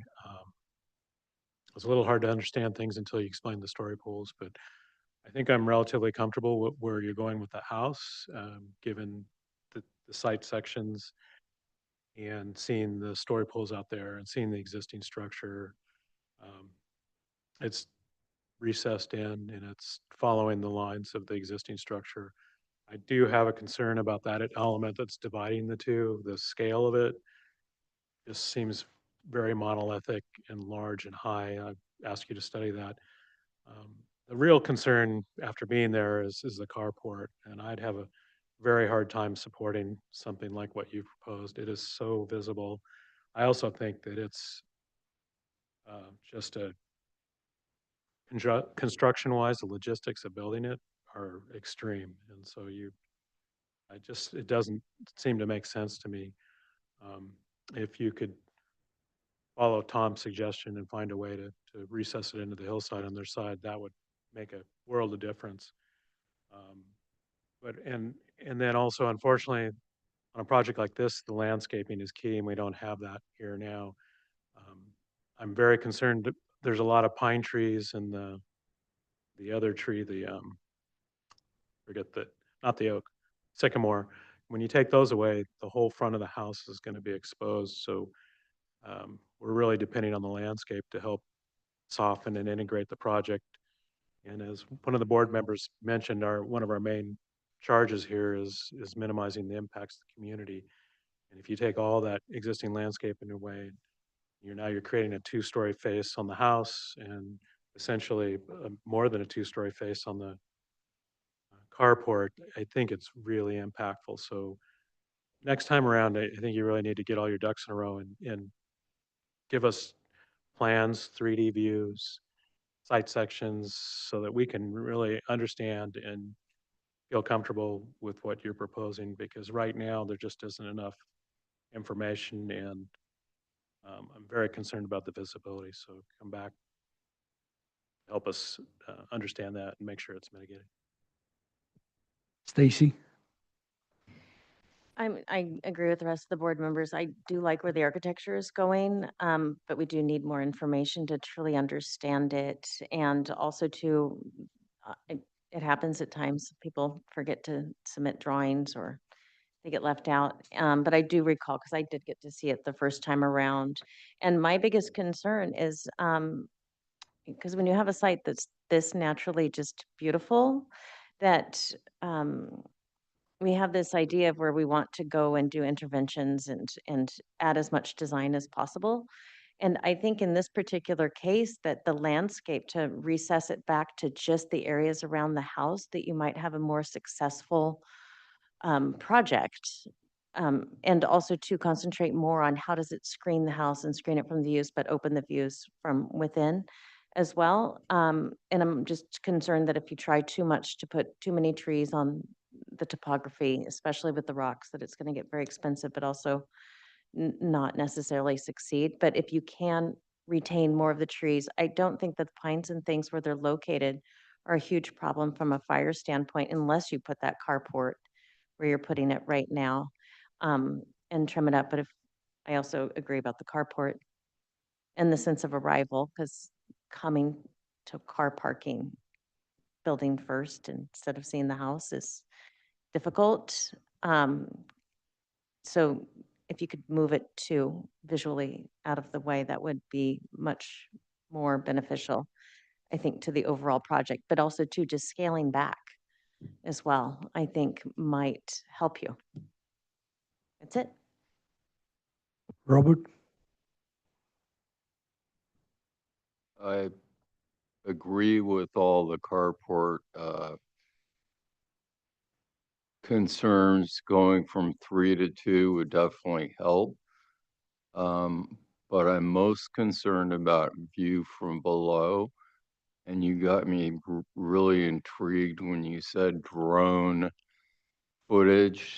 Is it possible to do a drone shot with all the trees there?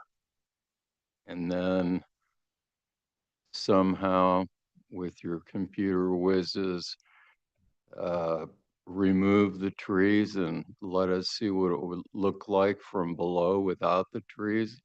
I know this house is all about the view, but uh, the public view is what we're concerned about. Those are my only comments. Yeah, I think that the site visit was very helpful, and I definitely agree with all the comments from other board members. And in a way, I think that your drawing to create more confusion than it seems. It's not helping. And it had to do a couple of things. And I know that the last time you were here was in August last year, and I want you had to move quickly, obviously. Um, so when you come back, for example, we want a site plan. That means just the building, no roof. What you see the footprint of the building on the ground. I think that'd be very helpful. You can um, separate. And I know you have a lot of drawings on your package, and a lot of them I don't think you need it. So just focus on what you need. And number two, all your sections are partially done and they are not complete. We want the sections that cut through the site, show all the way down, for example, so we can see clearly and show that on your site plan where you cut the sections so we can see clearly. And we have some concern, obviously, and mainly anything facing south. And then the grading, the landscaping. We need landscape plan, which as Stacy mentioned, so if you could take a look at some previously submitted set from other projects, just give it the landscape plan so we know what trees are to be saved and what trees to be removed. My main concern is, can you go to the site plan, the roundabout? Keep going. I tell you where to stop. Let's go back one. No, next one. Next one. Okay, can you zoom into this one at the roundabout?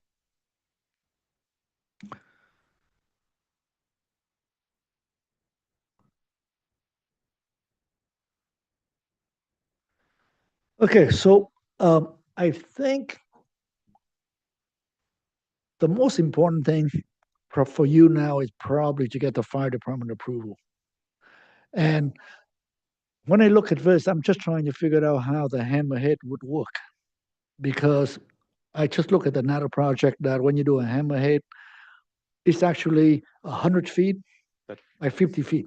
That's a car hammerhead, not a fire truck hammerhead. Yeah, so if the fire truck comes up here, how are they going to maneuver?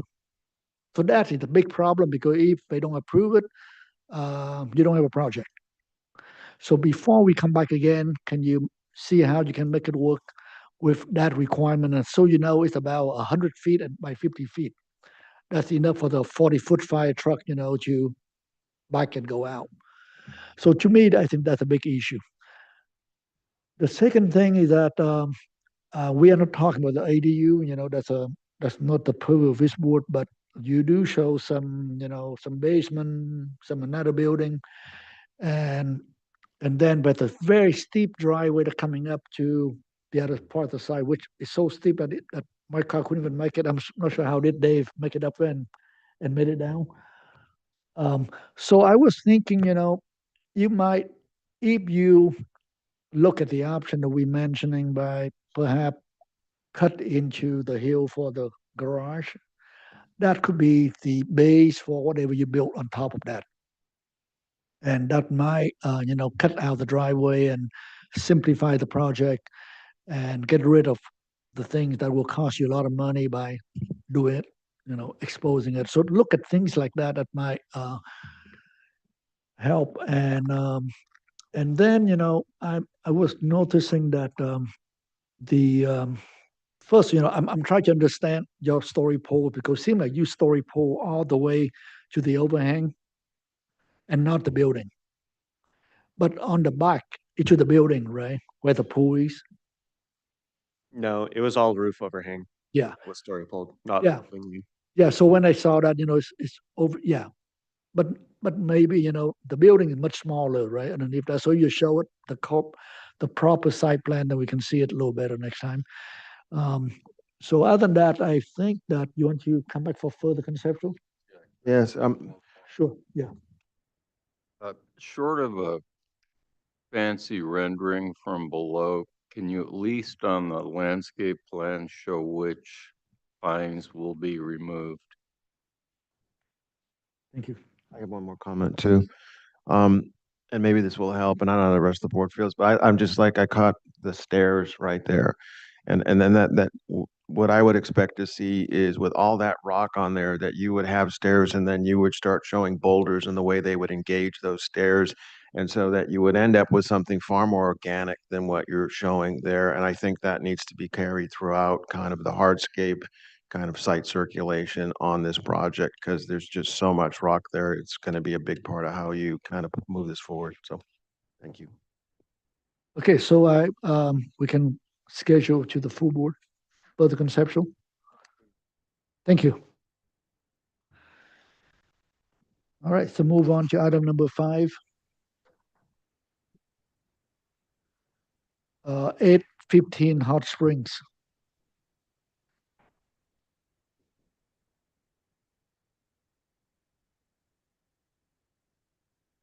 Okay, let's take a 3-minute break.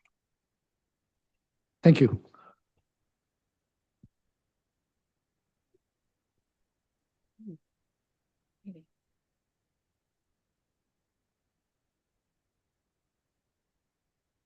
Yes.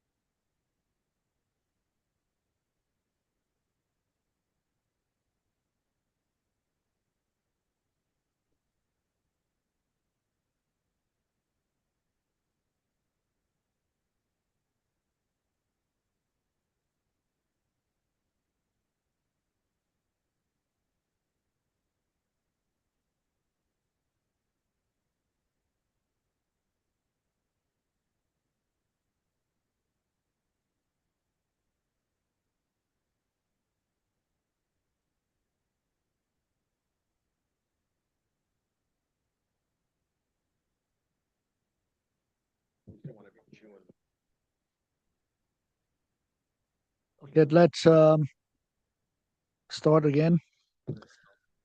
We are on for item number 5, 815 Hot Springs Road. Your name for the record, please.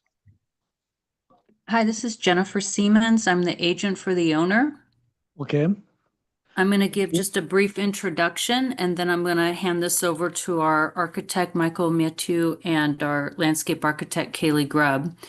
So this is 815 Hot Springs. This is our first time here for concept. This lot is 2.04 acres, and it's located in the upper area of Hot Springs, north of Mount Carmel and south of East Mountain Drive. It is an interior lot. There's no street frontage. It's connected to Hot Springs via a long driveway that is an easement. And the site is currently developed with a 7,255 square foot residence, 800 square foot garage, and a 259 square foot storage building. The owner is proposing to demolish all the development and build a single family dwelling that is 6,030 square feet. So it's more than 1,000 square feet smaller than the existing house. Our FAR table is on the front page there, and we're just 6% over FAR. Basically, that's because our attached garage is over 800 square feet. We've got a 1,233 square foot garage. And our DAB numbers, we're just 13 square feet over DAB. We've got a guest house of 397, a pool, and a pool house of 785 square feet, a gym of 288, and a sauna of 68 square feet. And the existing house is mostly 2-story, and our house that we're proposing is mostly 1-story, and we're well under the maximum height limit. So with that, I'm going to hand this over to the architect, Michael Mathieu. Thanks, Jennifer.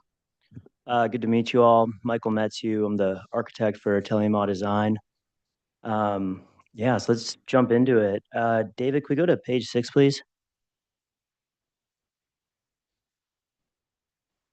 So this is a overlay of our proposed building footprint shown in blue. If you're going to zoom in on that satellite view, you can see the clay roof of the existing house. So the main home is oriented sort of the same view quarter, looking towards the ocean and looking north towards the mountains. The clients really wanted to have the pool with more of the mountain view and the sort of family gathering area on the north side of the main residence. And that really started to guide the layout. So I think, as Jennifer mentioned, this is a flag lot. We have photos of all the property lines. We could just zoom out, David, and go to sort of the left right corner, detail D, a little bit higher up the page. Yeah, just zoom in on that. So this is a view from the existing second level of the main house. This is the only sight line where you start to see the home to the north. Everything else is very well shielded by existing fences and hedges and trees. And as Jennifer mentioned, the program requirement from the clients was to keep it, one level as much as possible. And we have one plus or minus 400 square foot second story pop out. That's more for office den space. Okay. I guess you want to zoom out just a little bit before we move on. So on the left there below the photo from the second level is the oak grove in the northwest corner. If we just sort of pan to the right and down and then left, sorry. So that's the south property, due to the elevation, we're above all the neighbors there.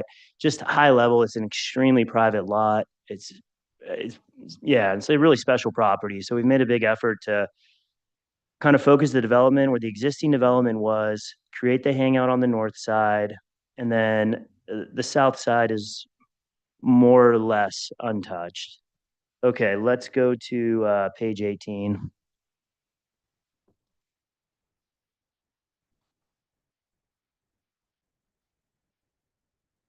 So this is our level 1 main floor plan. Where the cursor is the parking court. So pulling in, there's the garage. As you exit the garage, there's the family, like the bedrooms for the kids, sort of like the kid suite, mud room, and then butler's pantry and like the public space. And so we raised the roof line over the dining room area to just have that great room feel. Slider doors on either side to bring in the views.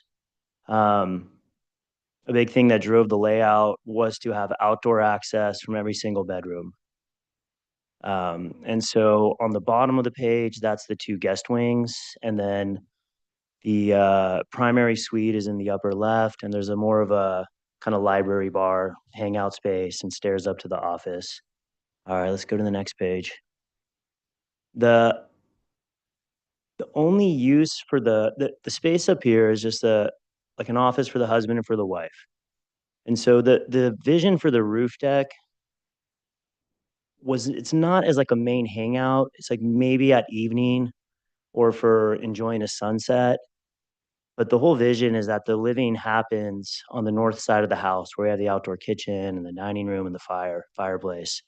And it was almost sort of like we needed to do something with the roof because it was there, and it's all about the offices and having views for them from those spaces. All right, let's pop to page 23.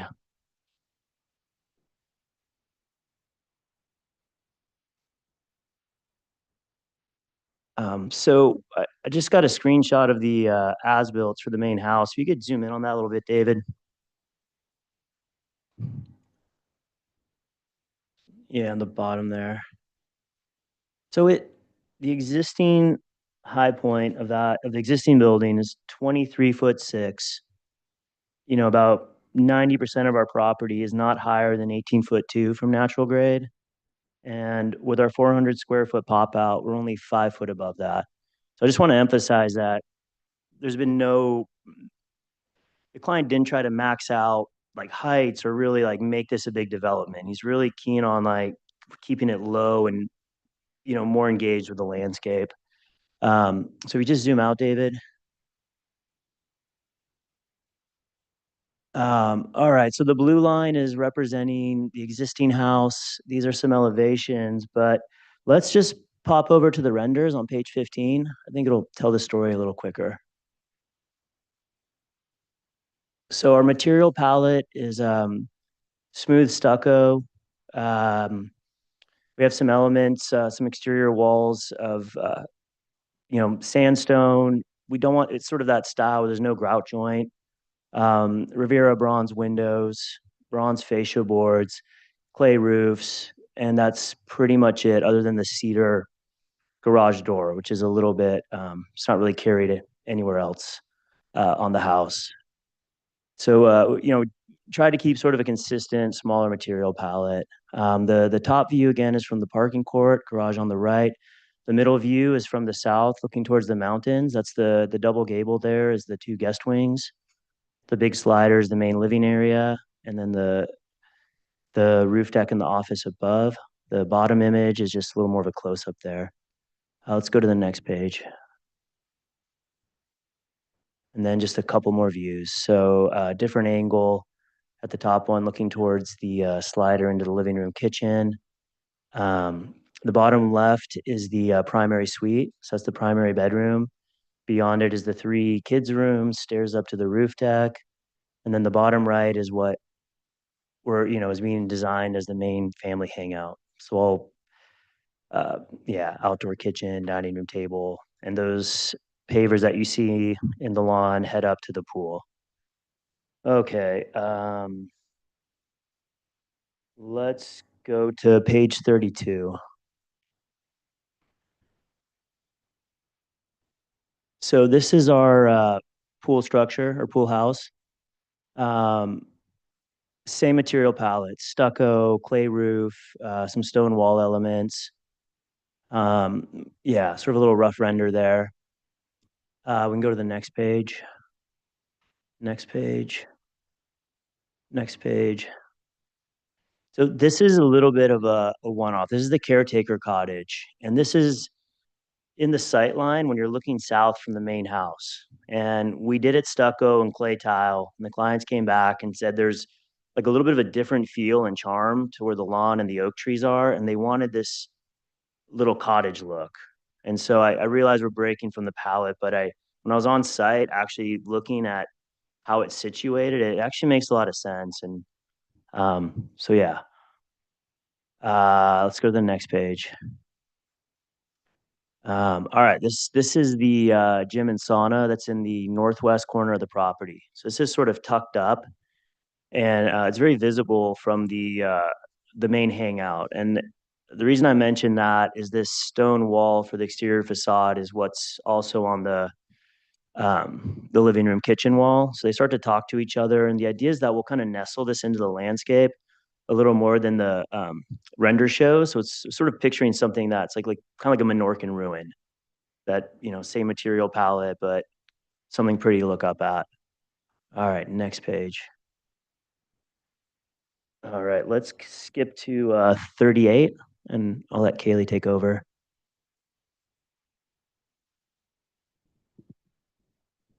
All right. I'm going to wave my arms if that's okay. It's so small on the screen. It's green. Okay. Kaylee Grubb with Arcadia Studio. Hello.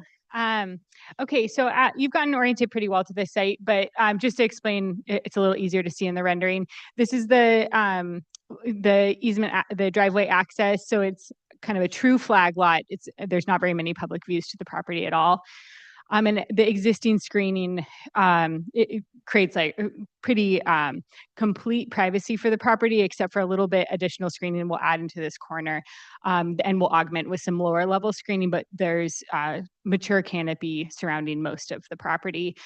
Specifically, this western side is an oak woodland that we plan to have the lightest touch possible on. It's beautiful as it is, just with the oak leaf mulch, and so really just providing some path access through there. So I'll just get into some of the site planning. So when we were looking at where to place the program that the owners requested, they really kind of equally love the ocean views and the mountain views. And so as we went through the site organization, it made a lot of sense. The motor court is, the existing motor court is actually taking a lot of some of the best views up to the mountains. And so when it's organized this way, you kind of come in an already shrouded area. The family entrance is there, but the guest entrance, you come along the front, you get the ocean view, and you come into the main front door on this side. The entertainment area and family the social spaces are to the north of the house, and the house is raised just a bit so that it has a little bit closer proximity to the whole, what we'll call the backyard, closer connection to the pool terrace and the cabana. And then the smallest structure, the gym, is sited. It has it's pretty small. It's like a little jewel box, and it is trying to have a sliver of an ocean view up there, but the cabana is settled down. It's not up in the ocean view area. And then the guest house is actually located pretty close to where an existing pool cabana will be replaced. And so that is not having a lot of impacts to the site. One overarching goal of the site was that the existing trees are really the magic of the property. And so we were really trying to work with the existing grades wherever possible. As I mentioned, that we are going to have to elevate the main house a little bit because there's quite a bit of underground water that flows to this site, hot springs. And so to just mitigate for that, and then also to be able to balance our terraces a bit so we don't have any, looming retaining conditions, that is where we landed. The lower portion of the property is currently mostly lawn and clivia and other high water using plants. And these owners do love color, and they have young children. So we are proposing some lawn, but minimizing it from what's existing, and then giving the existing oaks a lot more breathing space, and just allowing them to give us the structure for that lower yard, the oaks to give us the structure for that lower yard with a few, program elements like fire pit and fountain here and there. I think that's the gist of it. This is just concept, so we have more detail in there, but I think we can leave it for questions. Thank you. Bill? Yeah, well, thank you for the presentation. It's a lot to take in. There's a lot going on there. It'd be great to have a site section through that. I don't know if you have that yet, but Yeah, we just got that from Yeah. Civil, so we can roll You that don't into have the it. next round of drawings. yeah. To weigh in, all the retaining walls are between like 2 and 5 feet. That was my next Yeah, question. there's no major. So I'm assuming the pool is at the highest, well, the gym and the pool. Yep. Relatively, well, what are the elevation differences? Is it? You don't have to be. 5 feet from the pool to the main house. Dave, could you zoom in a little bit? There. And then it's like, I think another 5 feet down to the lower lawn, broken up into sets of stairs so that it's, Like you don't take 5 foot it all at once. increments, roughly kind of. Yeah, I add don't want to sort miss, of a thing. but Yeah. close to that. And Kaylee, you explained that item 3 there. That's not the entry, huh? The entry's around the other side. Did I mistake that way you said that? You don't pull into the drive there and. Oh, well, Mike. So this is the motor court, parking's there. So you come in and this is like the guest entrance and this is the family. Okay, that is the Yeah, main entrance. this is kind of actually a really convenient back of house area. It's where we'll have like the pool equipment. It's inside the setback or outside the setback, and completely hidden from neighbors and the owners. Is it everything outside the setbacks too? Yeah, we're not All the actually having any very- structures, and except for the 2-story over the office second floor thing, the rest is all single story. And Yeah, exactly. what are the plate heights of those roughly? Are they? Yeah, something. I know offhand that the top of the highest point of the single level from natural grade is 18'2". And the reason I'm saying natural grade is, as Kaylee alluded to, the pool is going in at the natural grade on that site. And then we're raising the house about 3 feet up so that the transition between it is more gentle and we can avoid more site walls and retaining walls and terracing there. Are you having to do that? Are you having to grade the driveway there to get to your, or you No. drives? Yeah. You keep Yeah, the garage low and. You got it. That's exactly right. So if you zoom in, David, on the number 3 at the front entrance, you'll see there's a series of steps. And so same for the garage. We have it in the elevation, but anyway, you step up into the hallway from the garage. And of course, the reason for that is fire access. You know, we didn't want to increase the slope too much, and just sort of leaving the natural grade at that motor court made sense. And then the last question, style of architecture. I see some Spanish elements, but I see kind of a contemporary. Well, how would you describe this? Yeah, it was interesting. We were really heavily referencing William Hefner's San Ysidro and sort of Romero Canyon style house, which is more contemporary. But the standing seams and some of that language you'd expect to see with it was feeling a little too institutional for the clients, and they wanted something more residential. The wife like loves the clay roof, and so I feel like we made it work. So it sort of went from a more like a contemporary floor plan with some traditional nods with the clay roof and some wood corbels, and then breaking up the stucco with distressed wood headers. The walls are intentionally thick so we can get deep jams. Like the thing we were trying to avoid as well is like 2x6 walls, no depth, and it just looks like a spec house. And so we're going to great extent with the detailing to have 14-inch thick walls, so it feels like a real stucco. And it's groutless stone, so it feels heavy. So we want that like weight. And the architectural is a little more quiet. It's like there's like very strong site plans that you'll see, and then it's mixing in some arches, and then the interior design will really bring the color. Hope that helps. Yeah, thank you. That's it. Stacy? Yeah, so in revamping the whole landscape, is there anything you're saving from the previous landscape, such as olive trees or anything, and utilizing? I mean, you're keeping the oaks and things like that. I see that, but Yeah, so let's see, on the north side, it's pretty open right now, other than the oaks. There's a few fruit trees that if we can transplant them, we will, but we are planning to replace them because they haven't been pruned and things. And then keeping all the screening. There's not a lot else going on it's pretty fallow in the top portion of the site right now.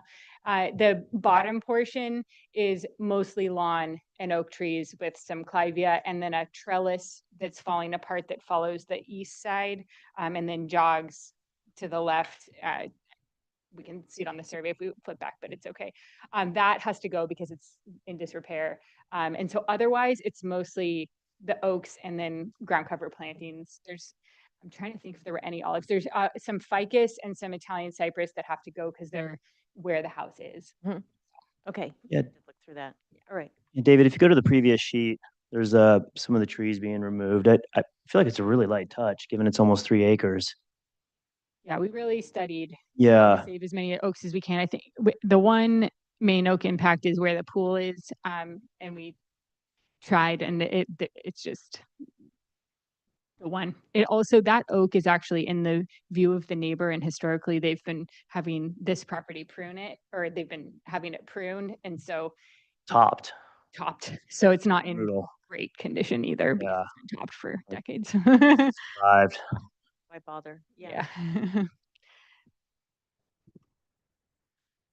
Robert?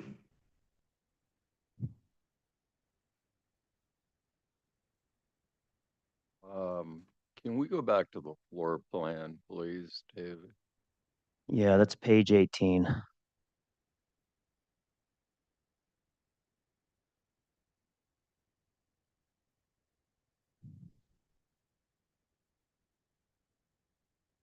all the walls are 14 inches, did you say?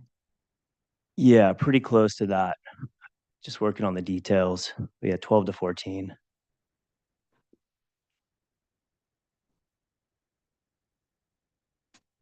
All right, to be more precise, we do the thickened walls wherever there's an exterior door or a window. So just as an example, in the upper left corner, the primary suite, there's no windows. Where you want the reveal, of course, and you got the pocket doors or the sliders. Okay, no more questions. Thank you. Rob? Can we go to the elevations? I don't know if you can get them all in one fell swoop. Page 23. Oh, actually, just go to the gym and that building, the gym and what is it building? Yeah, the gym is page 36. Okay.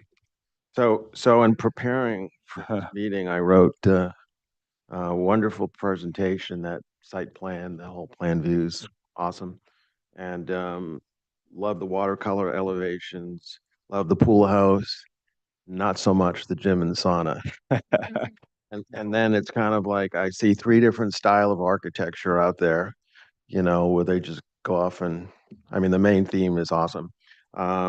So along with that, so why? And then along with that is like, it's kind of the house of 7 gables, lots of gables on that one main house. So I guess I'm just asking the thinking on kind of Yeah. 2 aspects. No, I love it. It's a great question. So, starting with the gables,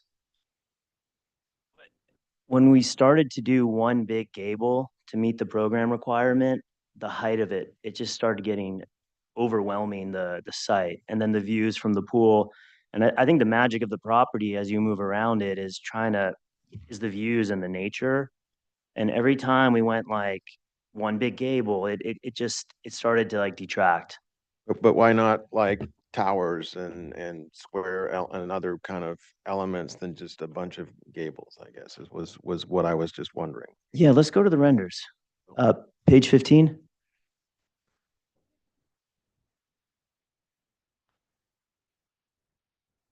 Yeah, what do you mean by like towers? Well, just mixing rather than having all gable ends, kind of mixing architecturally, like where you might punch up the architecture with kind of a square element or a tower, some kind of square tower element or Yeah. something, rather than just seeing all gabled ends, I guess. Yeah, no, yeah, I know exactly what you're saying. And it's funny, that's we did a lot of studies like that. So at one point, the 2-level portion was like a flat roof to try to break the gables. At another moment, we had, you know, gables on all 4 sides, and I feel like we've tried every iteration. And then this is just, I think what I like about it is there's sort of a consistent language with sort of these double gables. I like that it's lower profile. Everything was just getting overwhelmingly tall. I don't like that feeling when you show up and there's like an 18-foot wall because the client wants a 9'6" ceiling, and then, you know, the great room's higher and it just starts to grow. So Okay, so I just want to understand your thinking on that, and then yeah, then along the lines of just the oddity of the yeah. and sauna, and like, you know, that part I can't support. Everything else looks water. All right. I know exactly what you're saying looking at the render. I'm going to do a hand sketch. I'm going to color it where it shows how it will be with the stone walls coming to it, tucked in.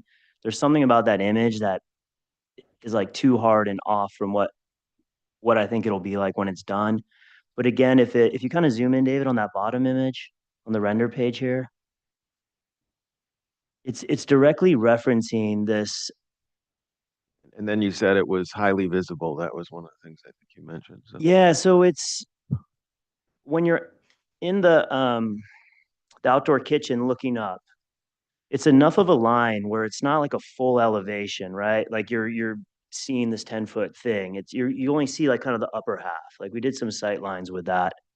So it's not, maybe I'm misrepresenting it as like being very imposing, but it gives you something visually interesting to look at, where otherwise might have just been like a tree or an unused portion of the site. Yeah, I Okay. know it's a little different. I think it's going to be really cool with the corner that opens up, and then what you see is just floor to ceiling cedar interior and mirror. Um, It's we angled can at explore this some options, but view, and it's pretty small in scale. So the intent is that it's pretty much shrouded into the corner and feels like a stone wall with a little, you know, glow that's only visible from interior to the property. I mean, the last project, you could bury it in rock, and there's a lot of rock available from that project. But There we go.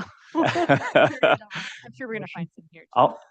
I'll set up a render, like a view from the kitchen looking up to give a better sense of scale. Like I know what you're reacting to. I have the same thing when I see it, but it. Right, let's move on. Tom,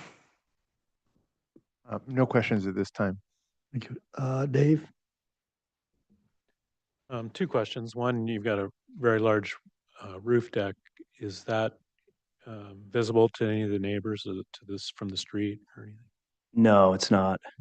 And you mentioned that you were working to preserve the oaks on the site. That was important. But then when I saw the tree removal plan, there was a lot of X's. Are those all oaks or the? No, sorry to cut you off. Okay. Sorry. You Well, that's my question. I'm sorry. How many oaks are you removing beside the one for the pool? I believe it was 3 total that had to be mitigated for, but only 1 straight removal. Okay. 2 other had impacts, and then the rest are either ficus or fruit trees. Okay. So not Thank you. natives. Yeah. okay, so I just have a couple questions, and one of them is that you said that you raised the finished floor of the main house. How many feet? 3 feet? 3 feet. Is it because of floodplain or what's it for? Yeah, exactly. It's a Is combination. it in the floodplain? Well, not floodplain. I'm sorry. Not technically in the floodplain. There's just groundwater and stormwater. It's an interior site that doesn't flow easily. And so right now, there's a lot of water that flows right around the existing retaining wall. And so it's being raised both to relate better to the backyard. That's fine. And also because of this. Which gets my second question is that the existing house that you're removing is a 2-story house. Correct. And based on the profile of superimposing of this house on the existing house, they're almost the same height. And the second story is much taller than the existing house, the 2-story house. So get to my second question is, what is the ceiling height of the living room? Here, I've got that here. I believe it's 11 foot. Yeah, you're asking about the interior height? Yeah, 11? 9'6". Yeah, but yeah, 11. Okay, so that means the ceiling height of the living room is 11 feet plus 3 feet you're raising the ground. So it's 14 feet from the ground to the ceiling in the living room. Yes. And then you allow what, 2 feet for the decking? Yeah, it's about a 2 foot floor. So it's about 16 feet to the deck. Yeah, that calcs out. Okay, so it's almost like a 2-story element. Yeah, let's pop over to the page 23. Actually, no, let's do page 24. I think that's going to be more relevant. Yeah, that's what I was looking at. Yeah. The 2-story house is almost the same height as a single-story house. Almost, but still less, because Right, the okay, top so- of the second story is 23'8" from natural grade. That's fine. I just Okay. want to have understanding of what the roof height, Yeah. so 16 feet, and get you the next question about from Dave. What is the total square footage of the roof deck? Ooh.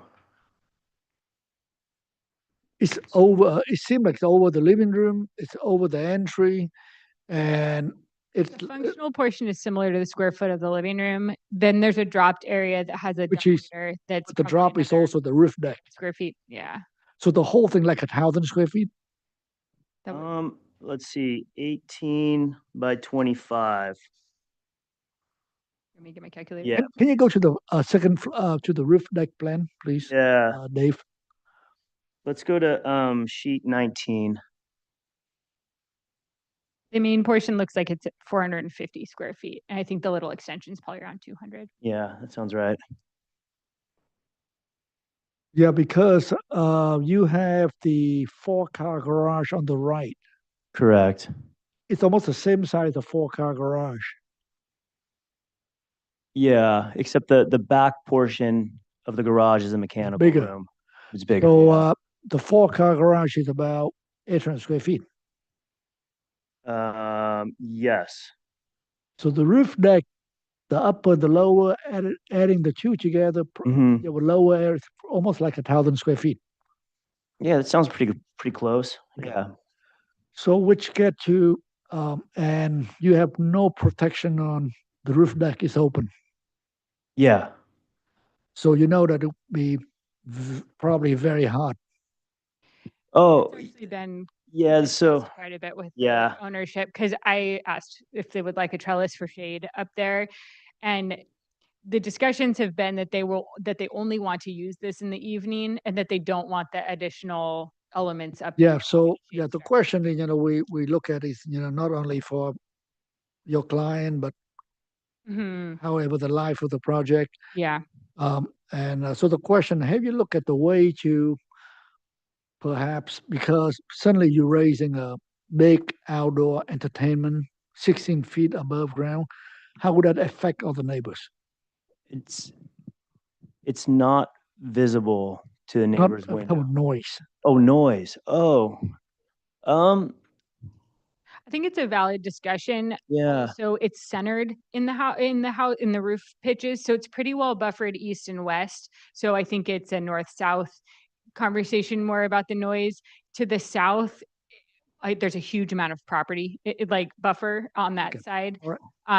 It's a and we're- question. Yeah. Yeah. Yeah, no, So I think it's a valid discussion. They don't plan to use it heavily. They've kind of broken it up into these small spaces that accommodate 4 to 8 instead of having like a large gathering. And that's kind of how they told us they Yeah, so just quick 2 points on that. I mean, as you can see, there's no wet bar. This is like the his and her office. This is their private domain. Yeah, Thank you. okay. Appreciate it. Okay, so let's open public comment for item number 5, and I have one, right, Dave? Speaker slip. One physical speaker slip, and if there's and we have at least one hand up online. You have a letter? Did we have a letter? Did I see a letter? There was a couple letters, I don't know. Oh, that was Not for this one. item? Not for this one. All right, so I'd like to call Diane Zippenstein. Zippenstein, I'm sorry, and you are 804 Riven Rock.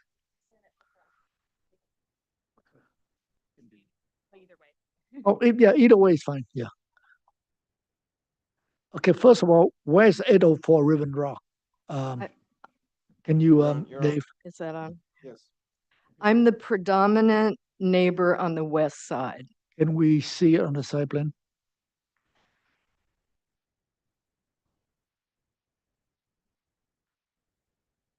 I'll go to the next one, maybe the, Maybe the other one. A05, 804. or I'm sorry, the sheet 6. So the property is in the lower left-hand corner. So it's the southwest. So the right.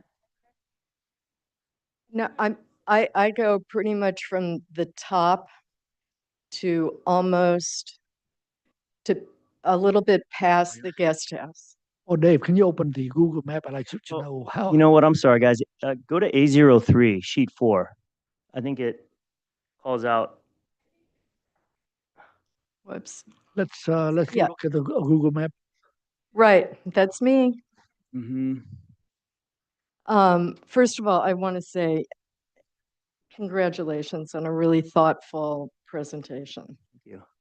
As a By the neighbor, way, I you really have 2 minutes, please. okay. I really appreciate that you've put so much time into this. Okay, my first concern was that I was worried that you would be cutting down a lot of trees. I'm very happy to see that that's not the case.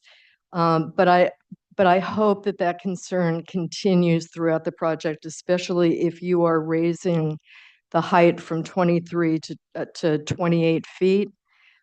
Because I'm worried that you're going to be looking down onto my property and I lose some privacy. And then the second issue that I wanted to raise is your guest house. It says guest house there, but then you refer to it as the caretaker's cottage. It just seems, I know you're within the legal 10-foot, you're a little bit further than that, but the whole size of the property, is there any way you can move it a little bit more interior? Because you just kind of seem to be right there. Actually, please make all your comments and then we'll That's it. address you. Oh, that's all you have? Yeah, thank you so much. I appreciate it. All right, thank you. Let's see here. So we do have screening on the west and south side of that little caretaker cottage. It's like there isn't a lot of places to put it on the site without cutting down some of these massive oak trees. So we got sort of hemmed into like a few spots. And I don't know if it's reading well on this, but it is really like tucked away. Oh, that's fine. Let's close. Yeah. And let's go back to the board. Okay, sorry. Oh, you have some more online? Oh, Sorry, our next speaker will be Neil Kreisel. I am the owner of 811 Hot Springs, which is directly east of the property. And the easement for this house is on the south side of our property. So I have a couple of quick questions. First of all, the house, when it was first built, we could see the house into the windows and they could see us. The trees that were both that grew both on our property and their property has totally screened out that problem. So I would hope that there is no intention of cutting the trees that protect both their house and our house, because without those trees, we actually could see into Kathy's bedroom window and vice versa. The second thing is the flag lot goes directly completely at the south side of our property. And during this construction period, which I suspect is going to be a long process, I just wanted you to be aware that whenever a truck goes by or a car goes by, it's really disruptive. So I would hope that you work with the contractors to see if you could limit the transit. I know this is a tough question between the street and your house. Otherwise, it's just going to be like a highway construction for 2 years. And the last thing is you've put the gym right next to the property line, and that's okay. Where our swimming pool is to the east of that, but I wonder, is that really a good thing to do? Because you do have a lot of property to the west. I was wanted you to kind of rethink whether you want to really put the gym that close to the property line. And the other final question is, do you guys have any time as to how long this is going to take from today to completion? Is this a 2-year project, a 3-year project? Is there any guesstimate? Can you answer that question? Yeah, sure. So the best estimate we've heard is 2 years of construction. And David, could you go to page 6? So I just want to, like, I totally hear your concern, and the clients, they don't want to create sight lines between your house and theirs. So everyone's aligned and wants the same goal for, both neighbors. David, if you go in the upper left, I just want to call out that fence line with the hedge that screens your property at 811 is, I went out and measured it. It's 10 feet tall. So the way we're nestling the structure in, it won't be visible, and there are no plans to, like, strip down the plantings along that perimeter. Yeah, so I mean, the magic of the property is that it's quiet and you don't see each other, and that is like 100%, what we're striving to maintain. Okay, great. Thank you. Do we have anyone, Dave? There are no additional hands up for this item. Okay, so I'm to close public comment back to the board. And this item here is the brand new item. It's for conceptual review. So let's tell the applicant what we like to see. So Bill. Dave, can we go to, I think it's sheet 23, A3.1. Yeah, I think, generally I like the layout, I think. I'm having a little trouble with the style of the architecture. I think it's going to be in the detailing of it, and we'll let the other architects and landscapes comment on that. But it seems like in this elevation, these elevations, by the way, the renderings look great. I appreciate those, wonderfully done. Much softer. Obviously, these are harder. This looks very contemporary, which is okay. I'm not quite sold on the double gables, and I don't know if it's because of the Spanish essence of it or not. I don't know. If it was cottages or something, maybe I'd be okay. And some of the window lines, not on this elevation, but some of the others, the long, tall, narrow portals that you have there, just something's off. I don't know what it is, and I don't know, how to even describe what would make it better. I like the material palette. Stone looks great. Plaster looks great. I think the tile roof could work too. I'm not sure. Maybe it's the gables that are throwing me off, and the combination of the flat roofs, and maybe it's just kind of going one side or the other with it. Is it more contemporary or less Spanish, or more Spanish, less contemporary? I don't know what it I don't know what it is. Let's see what everyone else thinks. I think the site plan looks good. Can we go to that real quick, David? I would say, if you have some wiggle room on those property lines, you talked about the screening. I think that sounds great. I'm sure that'll probably be fine. If you're following the topography, that's smart. If you're trying to fit those in to fit the topography, I think that's smart. If you aren't, you can move them back a little bit, both the cottage and the gym, see if that can work. You can only make happier neighbors if you do so. Generally speaking, though, I think the landscaping looks good. The site work looks good. And again, I think just sort of finessing some of the details. And the deck seems very large. I'm not sure, unless you're really going to have a huge party up there. With the table you have up there, it looks like you're going to have like 60 people up there. So I would maybe, if there was a way to shrink that down, and maybe you end up with some gable roof up there or something. I don't know.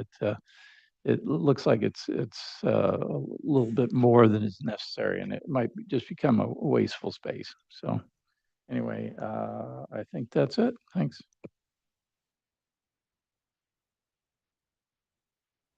I'm gonna let the architect speak about the architecture, but the overall layout of the site, I think, is really well done. And I like the exterior outdoor spaces. Well, I will talk a little bit about the architecture, but having to do too with the one thing I'm concerned about is the roof deck as well.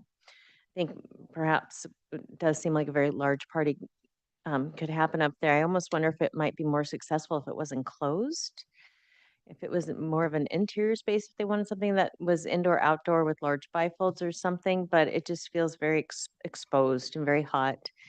And one of those spaces that you start with that never gets utilized or gets overutilized. Um, but I have concerns about that. And then to the gym element still seems a little awkward architecturally compared to the rest. It's very propped up, I understand, to get views, the one ocean view you might have from up there. Um, and I think you can still get that, but somehow I think it needs a little rework on the design. I think overall, though, the landscape is pretty thoughtful, and I like that you're respecting the entire oak woodland and all of the perimeters and really focusing more of the intense design in the house zones like it should be. Um, but I think, yeah, overall, I think you're have a good direction going. Robert? The architecture is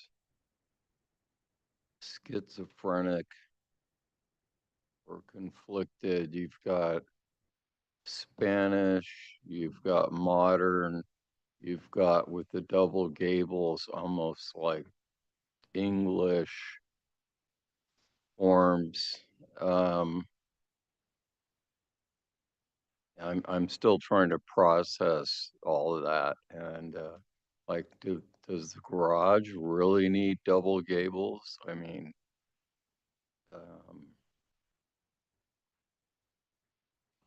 I don't know. I'm conflicted, and I haven't figured it out quite yet. But the presentation is beautiful, and you're definitely going the right way with most of the project. I just maybe study the architecture, see if there's other ways to integrate it better so it looks more like one project. That's it. Rob? Quick. Yeah, the colored site plan. Yes, I'm sorry. Um, s- so as so I didn't know if I was a one-off on that when I started my questions, but I mean, Bill and Robert and Stacy both kind of alluded to it, and I think that you have a chance here to kind of do things that work and do like traditional Spanish colonial and and kind of have this have a feel of an Andalusian village or Spanish colonial village, and that's where the different styles of the different buildings throw me off. And so I think like that caretaker's cottage could be this charming little Spanish colonial little building that's just in the same style as the architect. I mean, what you folks have done, the presentation is excellent, and I think that part of it, you should just carry, you should stay with that. It works really well, and then some of those little pieces that kind of drift off, for me don't work. But again, I try not to step on the designer's toes on that. So, but I mean, I think you're hearing it from the different styles and the gable, all the gables is kind of throwing you off a little bit. So. But great job other than that. So. Thank you. Tom? I too am a little confused on the double gables and kind of how the house varies as you go around. When I see the entry elevation with the arch that goes through into the main house, it reminds me kind of a little Italian villa, and it's very charming. And then as you come around to the south, it's this mixture of the double gable and a modern flat element and two-story element, and the bay window on the south side of the two-story element seems out of scale somehow. I know you've got a great view, and then it's also going to need shading of some sort. because the sun's just going to power on there. And just brainstorming thoughts. I'm not sure how many of the local 1920s houses you're familiar with, but George Washington Smith designed a house out in Howe Branch called Florestal. A similar large floor plan with some courtyards like that. And it had a large deck in the middle on the second floor. And it was just very, very successfully kind of blended together rather than in a disjointed way. And it might be some inspiration to look at those drawings or at the photos of the house. I'm not sure if you're familiar with the UCSB drawing collection. There's a architectural drawing collection at UCSB, and they have all of the original George Washington Smith drawings there and photographs. And you can call and make an appointment, and it's a delight in itself just to kind of go back in time and see some of this stuff. And it just may be an inspiration to how maybe to pull it together. And they'll let you take photos of them.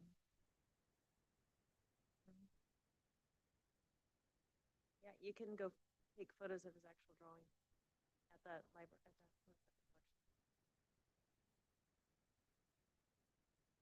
I think that's the guidance, is try and pull it together a little bit more. I mean, you guys are hitting. Let us finish. Let us finish up. Are you done? Bad. Okay, thank you. Dave? Yeah, first of all, it's a really nice presentation. You know, following some of these other projects where we're lacking information, I think you've totally given us everything we need to assess the project. I really appreciate the size and scope of the project. I think it's very thoughtful as far as not being impactful to the neighbors. And it's a tall single-story structure, but I think given the size of the site and everything, it's totally appropriate. And unlike some of the other board members here, I'm not put off by the direction you've taken with the style. I like the flat roof over that large living space for the reasons you said. It scales the house down.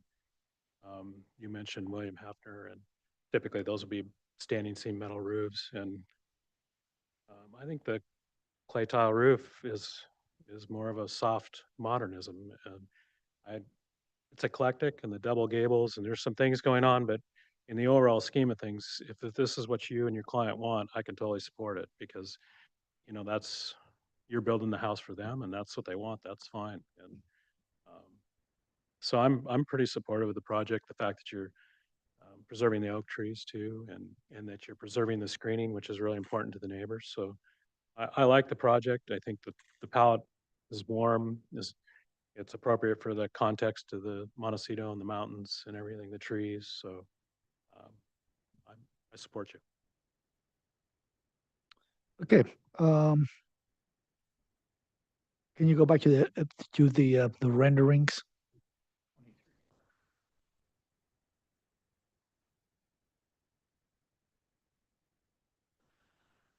Yeah, so a couple of things. You know, I definitely like the project, and I'm probably in line with Dave. I actually like the double gables. I think it play down the scale. I think it's quiet. It's a little, you know, whimsical, and I think it could be fun. So I personally, you know, I don't have an issue with that. I think it's a completely interior lot, and it's very skill wise, it works well. And if your clients like it and you guys want it, you know, I think you should be able to do what you want to do. My main concern had to do with the roof deck, which I feel that's way, way too big. I could never support a roof deck that size because not the issue of first couple of things. Number one, I think you have a hell of a time waterproofing it. And you have a lot of issue waterproofing something that big to keep it watertight and potential problems. So you need to find a way to do it. Number two, what's your FAR currently? 106. Yeah, so your FAR is pretty much max. So that means you really cannot enclose anything more because whatever you do will increase the FAR. So I would find a way to soften that and perhaps screening the noise from the north side. I think there's some neighbors on the north because now the noise go back and forth and cut it back. It's way too big with your furniture layout, and then you could have like 100 people up there.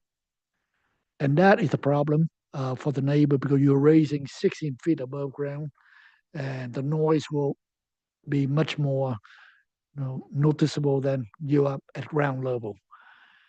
And so that's one thing I like you for you to take a look at. But other than that, I think the site is very well screened, and I don't think any neighbor can see the gym at all. And same, even the guest house, you're within your setback. So I don't have a problem with that. And so I would like, so how would you like to see it? You want to come back to the full board Yeah. and with a preliminary approval schedule? Yeah. Okay. Oh, Oh, yeah, second story element needs story poles. you mean story pool? Yeah, so you have a small two-story element, but you already have a two-story house, right? So is it directly over the two-story portion of the existing house?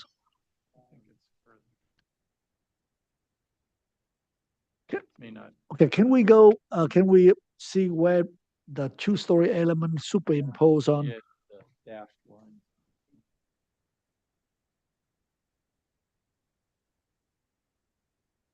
I believe it crosses over part of the existing garage, which is almost 2 stories. It's like 1.5. Yeah, so you see the circle for the turnaround? Yeah. That's where it's occurring. Oh, so So I see. we could set up a story pole. I mean, there's not. You like to see a story pool for that? I mean, The garage that's due north of it is almost 2 stories. I don't know the exact ridge line height. Okay, so let's do a simple story of the ridge and couple points. Sure. Of just the 2-story portion. Yep. Yeah. Okay, great. All right, and then we can schedule you for preliminary approval next time. Fantastic. Thank you. Yeah, appreciate it. Okay, so Thank you. moving on to the last item. 695 Ashley Road, Lotus Land.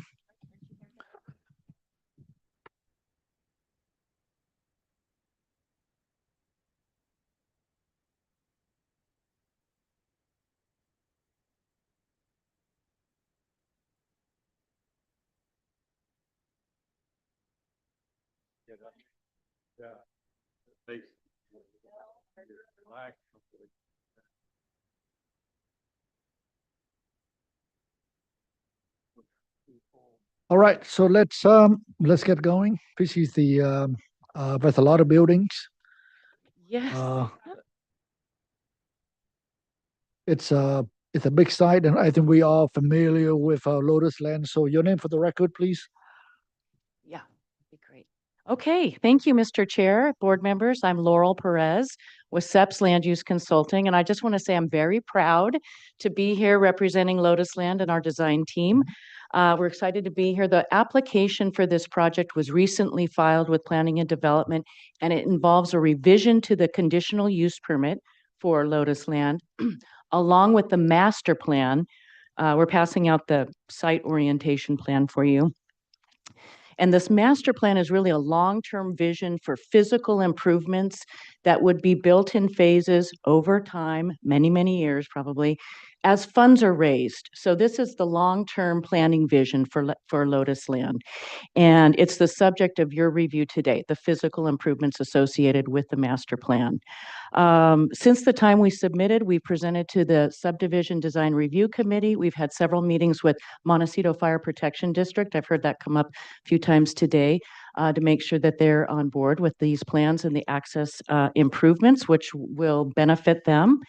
In fact, I think they submitted a letter that's in the record, along with several support letters from nearby neighbors. Today, we have quite the design team. And I will get to the introductions there, but I first wanted to start with just a brief orientation of the location of Lotus Land. I think most people are familiar with it, but it sits really within a hub of other very important institutions in our community, include at the corner of Cold Spring and Sycamore with Ashley Road on the east side. Montecito Fire Protection District Station number 2 is directly across kitty corner from Lotus Land. Cold Spring School is across the street, as is Montecito Covenant Church, and then of course Westmont College just up the road on Cold Spring. So again, a hub of community institutions. And before I introduce the design team, I'd like to introduce Lotus Land's Chief Executive Officer, Rebecca Anderson, who would like to say a few words.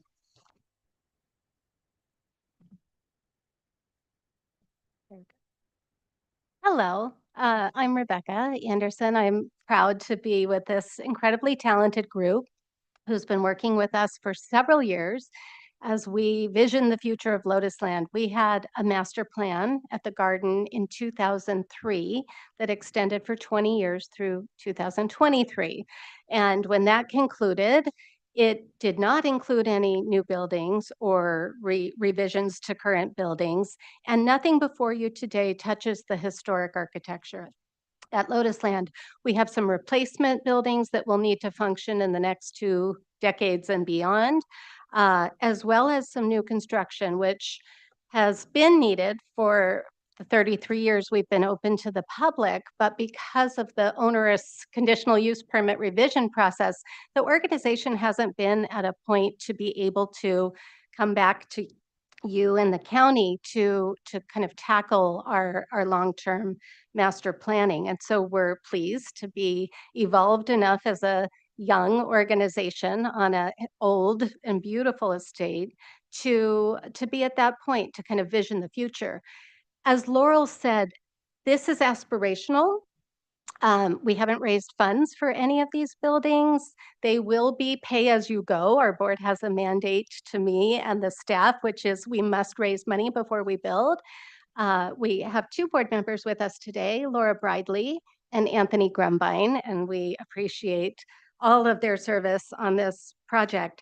So I just want to thank you for the consideration. We all want to protect and keep the charm of this neighborhood and think about how the organization can function better for public benefit as we look to the future. Thank you, Rebecca. So again, physical improvements, some of which are new structures, some of which are changes to existing structures and change of use in some cases. None of those structures that have changes proposed, physical changes proposed, are historic resources. On the call, online, we have Post Hazeltine Associates. I believe Tim Hazeltine is online. Should your board have any questions regarding historic resource analysis, we've been working very closely with them. Also here with us today is our wonderful design team, Harrison Associates. We have Flowers and Associates, our civil engineers, here in the room as well. And board members, thank you all very much for being here. So I'm going to now hand it over to Arcadia, our wonderful site design, landscape design, and Kaylee Grubb will walk you through the site planning. Hello, long time no see. So when we started this process back in 2022, we started it with some site walks with Lotus Land staff and stakeholders and board members and the fire department right off the bat. And we, the joke I like to tell is that we walked the whole lot. It might have been Anthony that said this, but we walked everything we were thinking of that needed to be included in a conditional use permit process. And someone said, we didn't even go in any gardens. And that kind of is the thread that's carried through, is that everything that that is being proposed is something that's supporting the existing gardens and the programming of the garden and how it's going to carry the garden into the future sustainably, like in the community aspect, in the financial aspect, and in the environmental aspect. So it has pieces of all of that for each of the elements we'll talk about, but that's just kind of the introduction. So I'm going to combine orienting you to the site with orienting you to the proposed physical improvements because there's so much going on.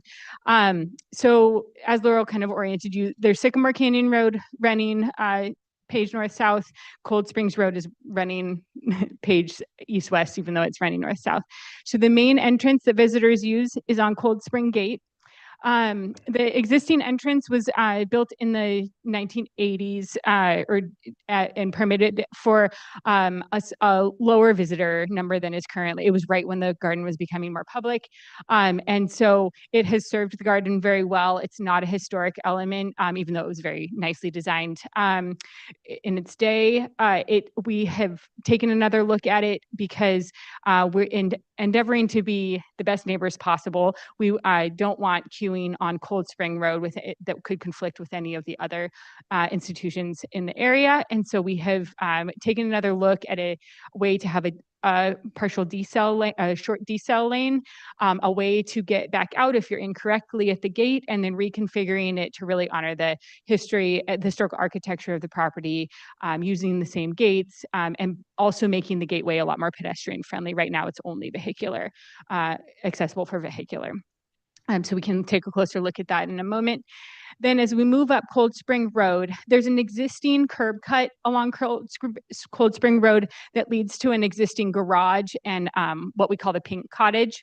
The cottage has been determined to not be able to be restored. It's not, it doesn't have a historic designation, and it's just, it is used for caretaker housing, and it's also inadequate and can't be repaired. So that is proposed for a really suitable site for caretaker housing, where we have as few tree impacts as we possibly can compared to a lot of other locations on the site. And it's not in the on tour portion of the property. So it's really able to have that separate function and support the garden.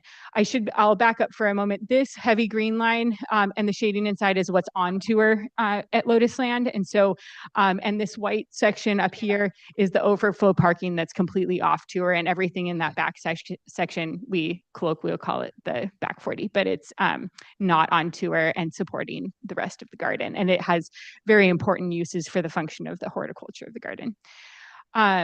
Moving clockwise, there would be long-term, there's a plan for potential underground water storage, as noted, or as many of you have seen because we came before you before, for the director's level amendment to have the water catchment at the bottom of the property. That project is planning to wrap up in fall.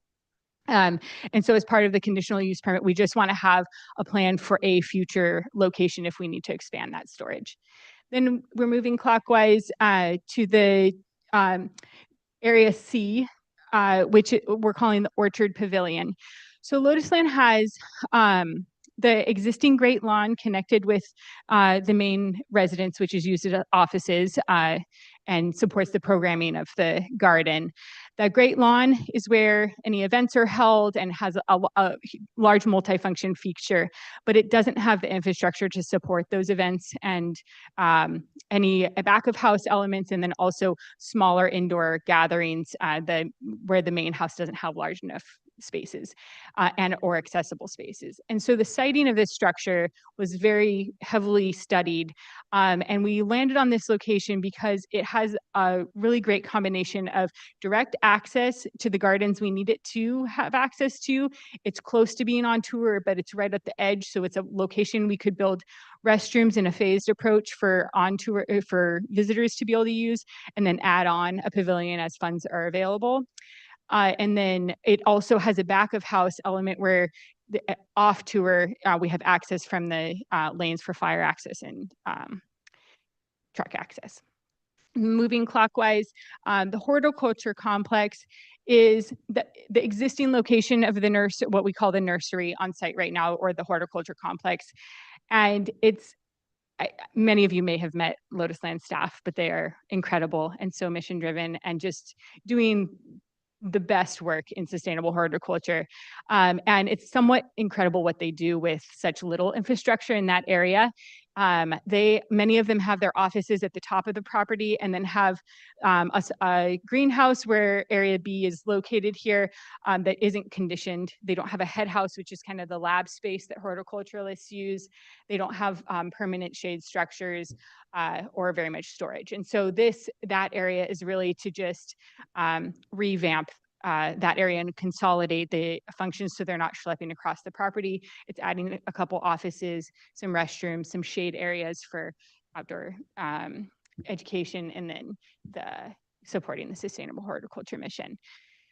Lastly, there's just a couple small elements that are needed. A very long-term plan is potentially add restrooms into this area to accommodate the larger educational groups so that they don't conflict with the existing visitor center restrooms, and this small garden shop added behind the garden shop storage added behind the garden shop, completely shrouded in existing vegetation because currently the garden shop staff schleps to this location and then back every time they need a book. So that is the summary, and I'll hand it to Anthony to go through the architecture. Right, so Anthony Grumbine with Harrison Design. And Serena Edelson with Harrison Design. So did you want to? Yeah, I'll go first. David, if you please go to file 1, page 3.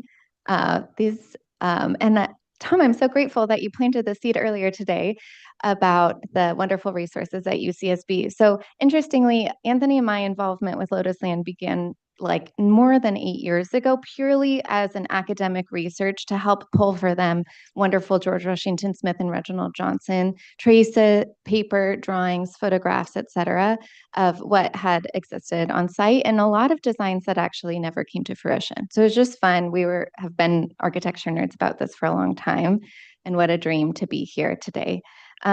We did a lot of collaboration as well with the Pearl Chase Society, with Lotus Land's staff, both Rose Thomas and the current team over many years, as well as Post Hazeltine. So just a lot of information gathering and diving into the world of first Reginald Johnson and his time at Lotus Land, and then George Washington Smith.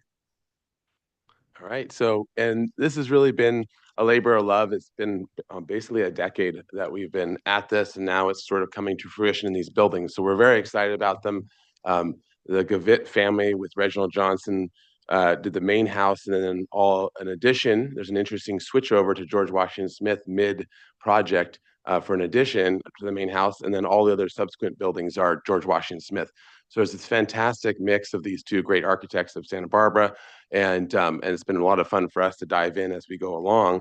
It actually turned into a talk for the Institute for Classical Architecture and Art, as well as Lotus Land and a number of other things. So it's been a fun journey, and now last couple of years, we've been bringing it into our office in a variety of charrettes for each of the buildings, and to look at what would be good inspiration and how we'd collaborate to work together. And actually, even some of our younger office members are here, seeing the fruits of their labors over the years. So it's been a really awesome, wonderful long-term project. So we're very excited about that. And so this is an example page we just put together of a few of the many imagery and drawings that we analyzed, and like Serena was mentioning, a lot of these, most of them didn't actually get built. There was a lot of Reginald Johnson designs, a lot of George Washington Smith designs that never got built, which were wonderful inspirations for some of our buildings. So for example, the bottom left corner, that gate sketch that you see, and then it got modified more. That was some of the inspiration that we looked at for the new gate design, as well as staff offices, the little stables in the middle that you can see as Luda's hand, and her layout of the drawings. We use as inspiration for actually some offices in a courtyard, and then also the trellis in the bottom right corner. We're actually going to reconstruct it and restore it. We found the markings of where the posts had been, and as we're going to be doing a restoration as that. So this is part of the holistic part of the project. So, all right. Yeah, and worth noting too, we as an office approached this with so much love and care, lots of charrette, kind of an atelier style, like Anthony mentioned, and everything is hand watercolored. We thought it was worth the time and care for Lotus Land. And with that, we're going to dive into actual drawings. Oh. So they're HI, not AI, human, human intelligence.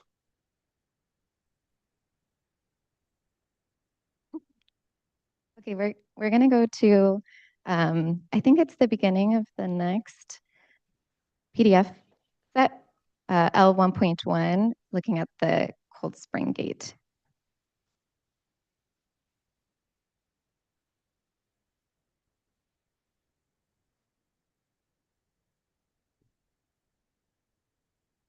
This was one.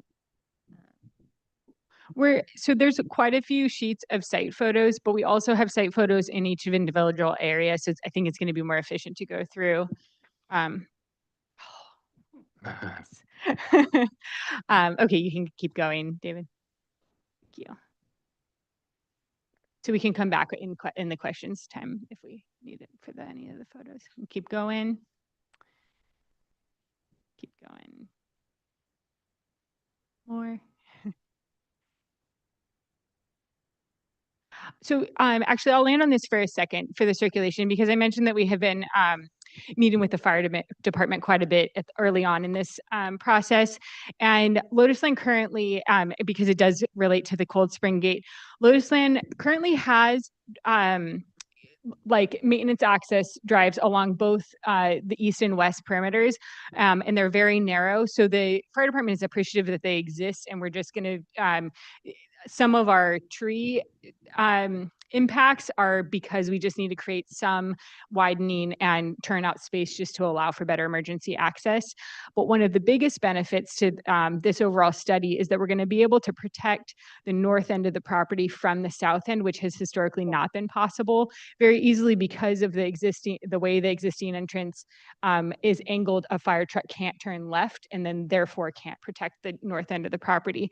And so we're kind of able to create that access better with this reconfiguration, and then also an emergency access on the north side. We can keep going.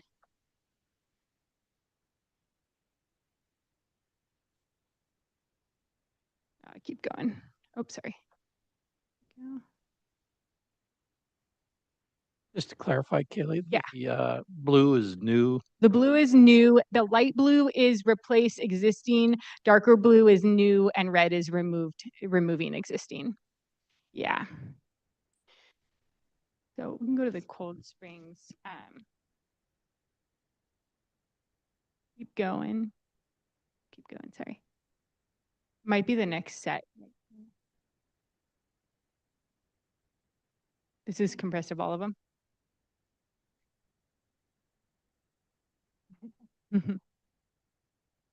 The one before, was it set 3? We'll open all of them.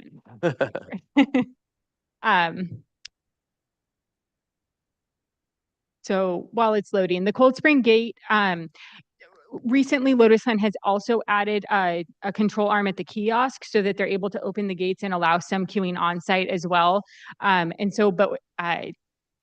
that's kind of an intermediate. We can keep, this is the tree disposition plan with the tree report. The impacts, we kind of had to make a worst case scenario for the tree report because, of course, this is like an overtime impact to the site.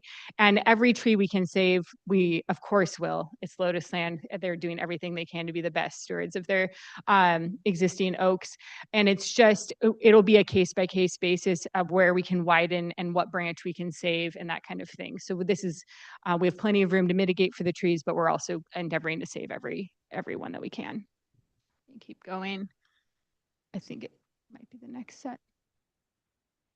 Are you on set 3 right now? Now we need to go for 4. Hold the mic. Yeah. Sheet 1 of file 4. There we go. Okay.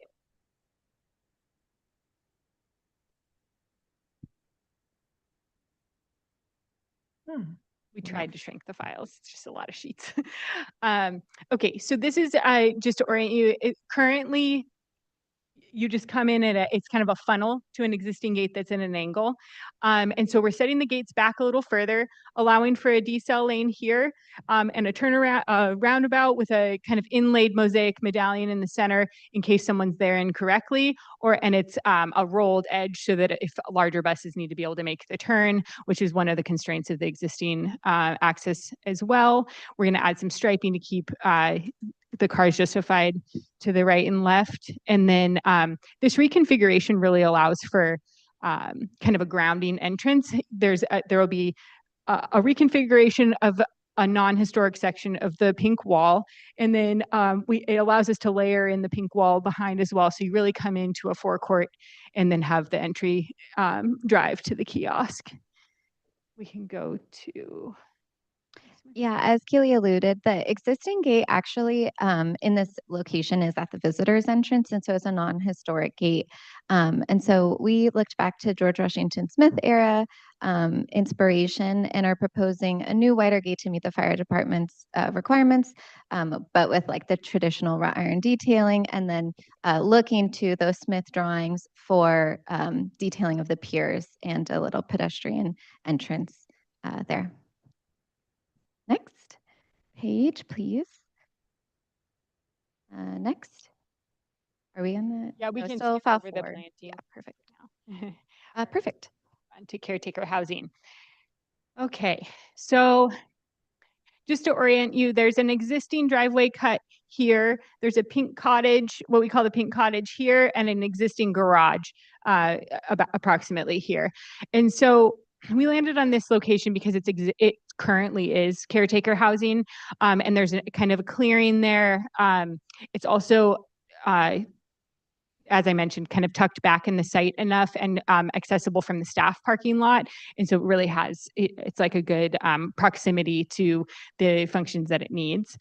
Part of this area is also getting reconfigured for a solar shade structure over the staff parking lot. The current staff parking lot is just kind of compacted gravel and base with no shade currently and no striping or anything. And so as part of this process, we'd like to, it's also completely shrouded from the street and any on-tour gardens. So it's a good spot to kind of utilize for solar rather than cluttering up any of the roofs of the proposed or historic structures. It allows us to get that function without having any impact to any of the view corridors and shade for the staff parking. We also are reconfiguring that parking lot to be more efficient, allow for intentional planting spaces and parking spaces versus kind of just a sea of gravel. Worth noting on this sheet, the existing pink cottage actually is a non-conforming structure. It projects into the front setback. So the proposed design pulls itself back past the setback, and it's kind of courtyard style housing. It's 6 units total, one of which is a duplex. And those are the photos of the pink cottage, just so you kind of get a sense of its current condition. Next page, please.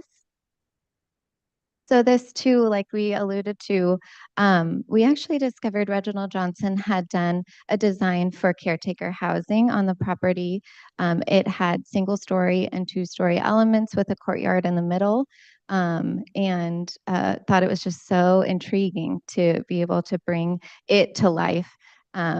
And we also looked as well to, affordable housing precedent in Santa Barbara County area in the charming Santa Barbara kind of cottage style. Next page, please. And so this is the design that we came up with. Like I mentioned, it's 5 cottages total, one of which is a duplex. And it really works with the topography of the site here. The 2-story element is this back unit.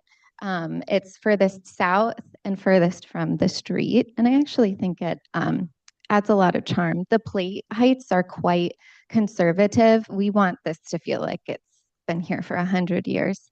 And each has their own kind of unique elements for a bit of personality, but just a lovely little courtyard housing proposed.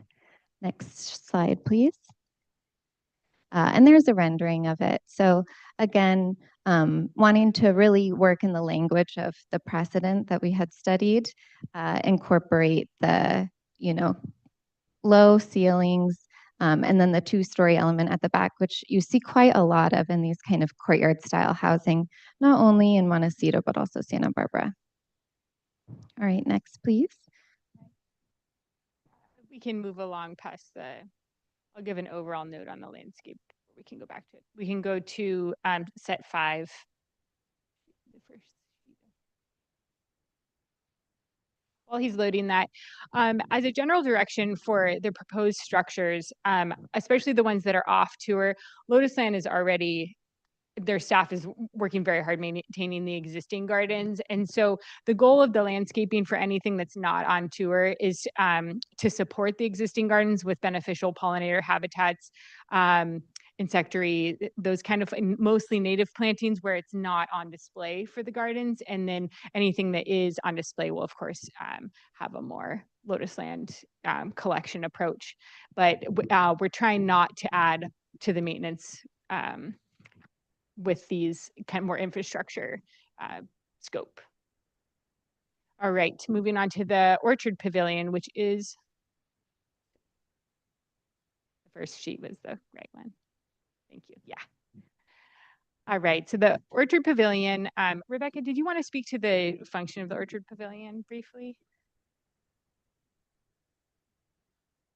So right now at Lotus Land, there are no buildings that are available for public use. We are hoping to create a space that can be utilized for educational programming, staff meetings, board meetings, retreats. We do a lot of community partnerships and host other nonprofits and for-profits for their board and staff meetings and events. And having the restroom, as was mentioned earlier, is really the primary and most top priority of the building, in that right now we're having a desperate situation with restrooms. We only have the visitor center restrooms.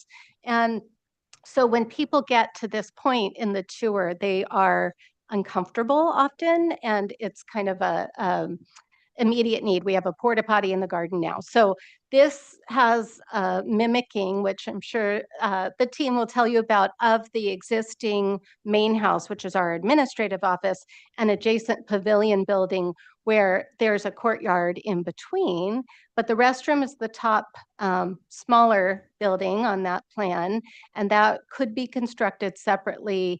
And then it can also be utilized during use of that larger interior building. I know this is not a purpose of today's session to talk about kind of facility use, but the buildings that you see are all functional for Lotus Land's staff use, mission use, and this as well.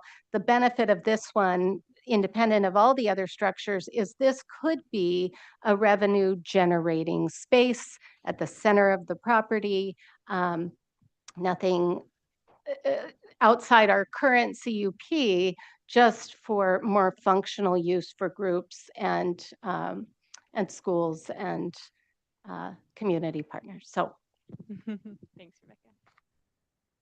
So, and I already spoke to its siting a little bit, just to orient you. This is the olive alley justified over on this side.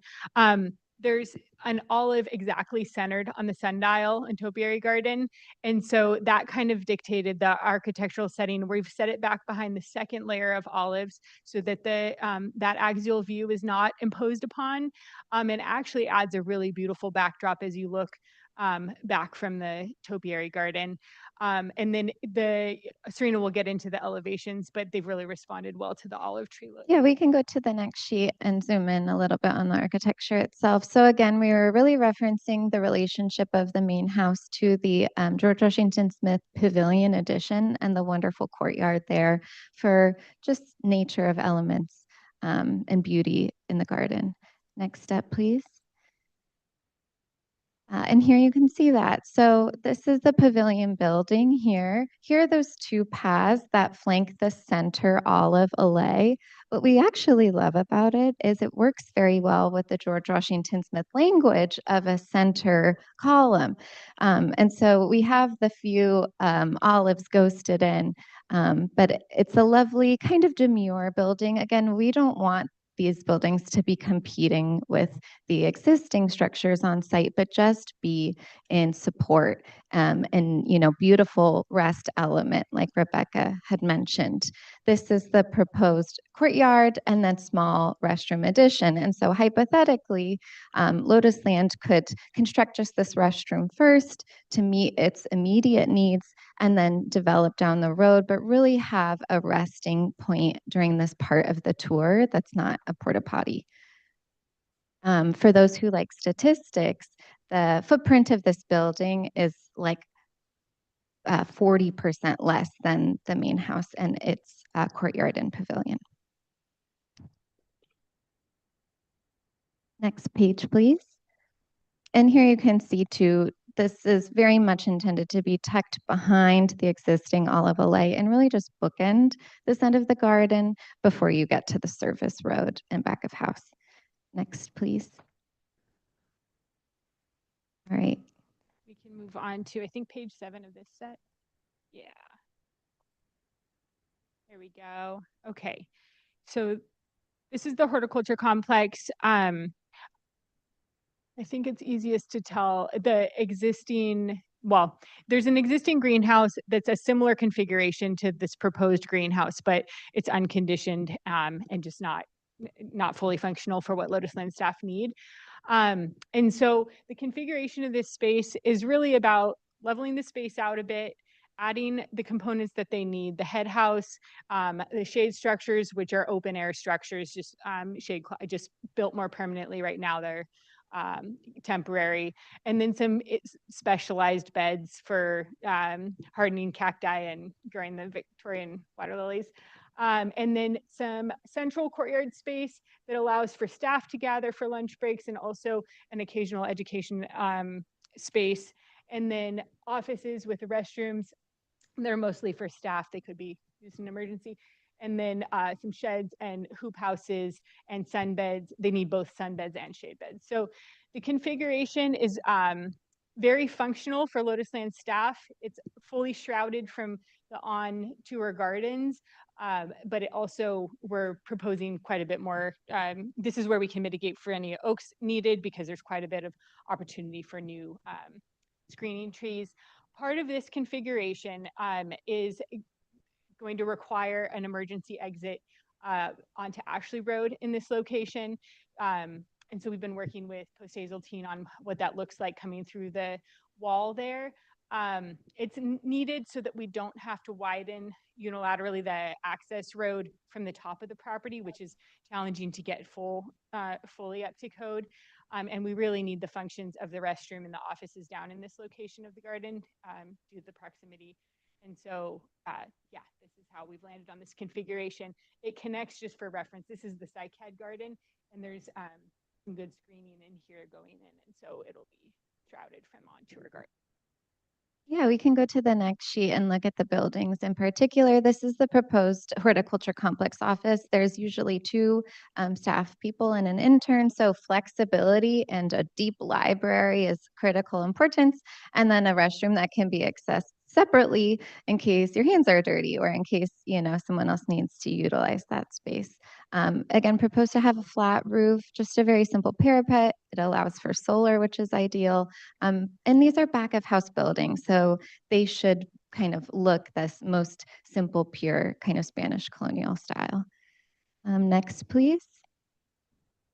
Next is the proposed greenhouse. We're really working based on the footprint, we're getting from Lotus Land and Arcadia on the requirements of the greenhouse and its needs, the head house with, again, a flat roof for the sake of solar, and slightly kind of more ornamented entrance. Sometimes Lotus Land likes to bring special donors or things to see the lab, see the work that's happening. And so this enables that kind of front opportunity to do so.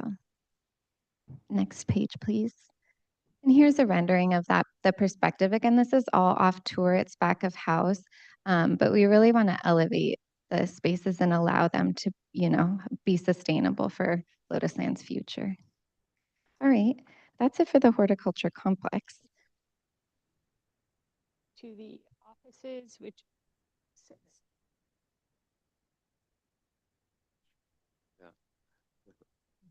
So I may have missed this when I was doing the overall orientation. So the offices in the main residence are not quite, there's not quite enough of them for current Lotus Land staff. And so we're proposing, there's a somewhat underutilized courtyard in between what's called the dorm and the main house. And so Sure, you want me to? yeah. Okay, so as you see sort of in the admin office label in the top left there, that's the end of the main house. And there's a little dormitory that was George Washington Smith.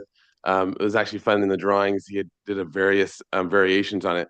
And you can see different labels. And actually it was one of the originally studied by Reginald Johnson, and they called it Pseudo-Aztec, which was a historic style I had never heard or seen before, but it was this flat roof parapet, which was what they built. So anyways, it was very interesting, but that's a fun side story. But what we're doing is we're inserting some offices, and you can go maybe to the next slide.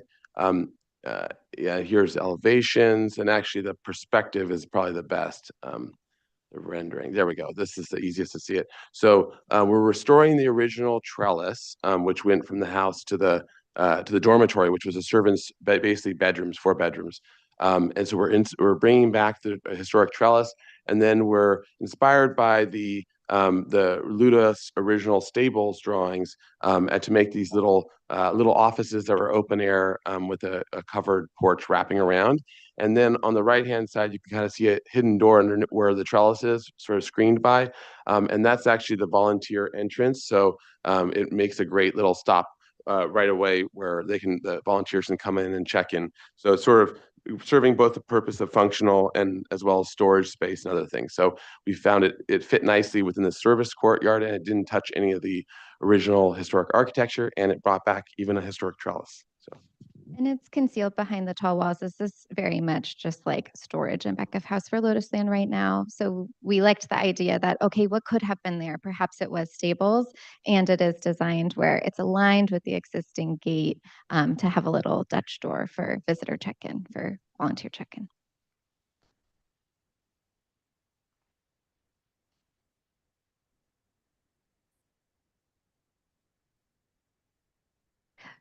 And garden storage. So this is adjacent and just behind the existing visitor center, if those of you are familiar with your own visits at Lotus Land.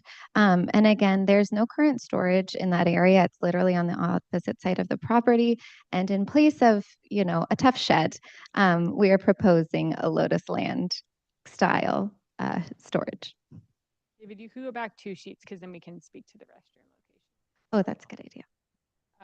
One more, sorry. There we go. So the storage shed.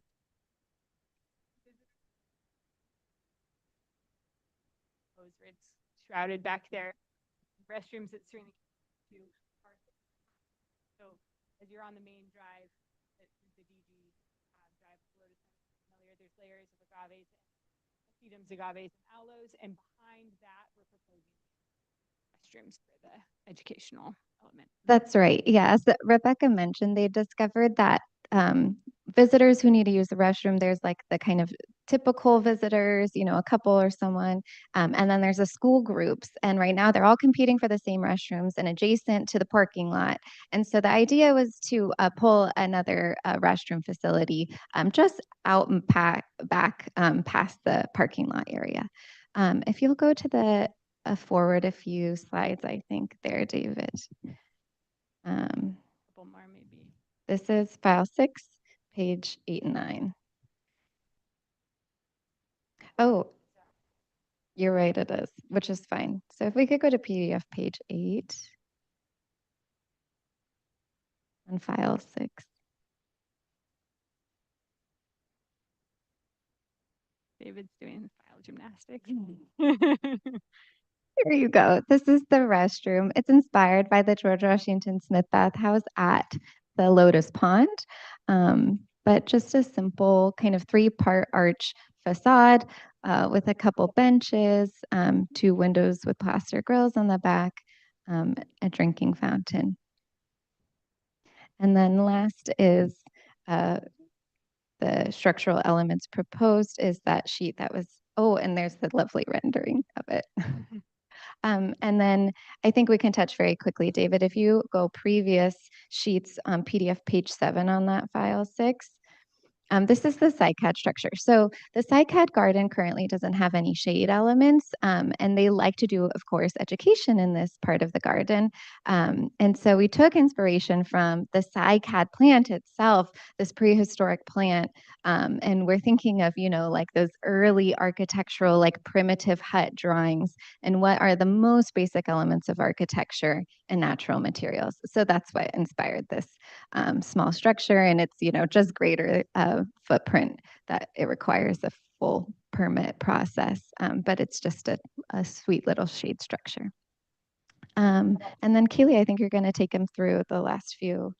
Yes. So I think we'll just touch lightly because I'm sure some of this will come out with questions. But we've been going through with civil engineering and fire access plan, all of those components. So we can briefly scan through those. But we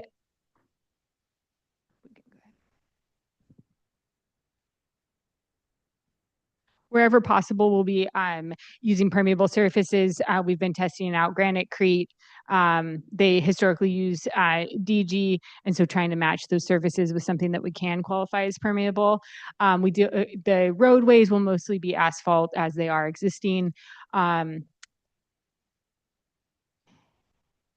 And we're, as we've mentioned before and you saw before, Lotus Land is already embarking on a pretty extensive stormwater treatment process and approach. And so that will just be continuing on doing best practices we can with all of our stormwater. Does anyone have any closing comments? No, I guess in closing, I would just say in advance, we thank you for your, your patience in our presentation. There's a lot to get through, and we appreciate your comments and thoughtful review. This is a project that will ultimately go to the Montecito Planning Commission for consideration. As you know, this is our first time before your board. I imagine it won't be our last. We expect several reviews before the Montecito BAR before we're in a position to go forward to Montecito Planning Commission. We're in the very early stages of review with planning and development and have some work to do with staff, of course, to get the application deemed complete. And with that, we're here to answer questions. Our whole team is present, and thank you very much. Thank you. It was a very complete presentation. Appreciate that. I believe that we probably would want a site visit. So would you agree to that? So with that, let's ask some questions that can help us with the site visit. Let's start with Rob.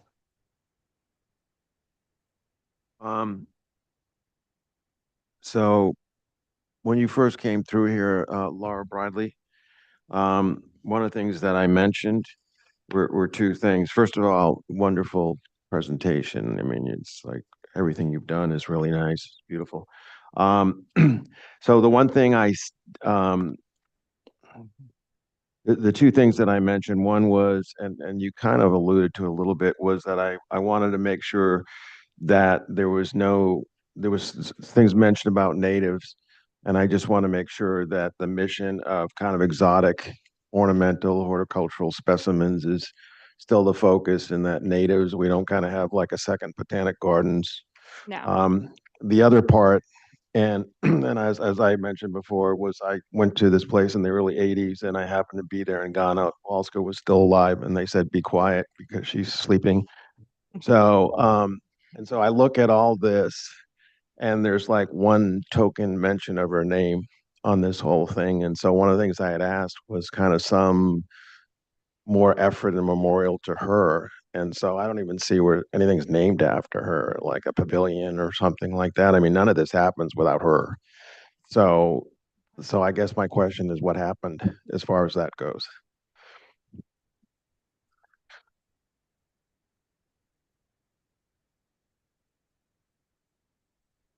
Has revisited the name of the garden over the years and has always gone back to our name legally and in everything we do is Ganawalska Lotus Land. So we are her, she is us, and there is no separation of the two.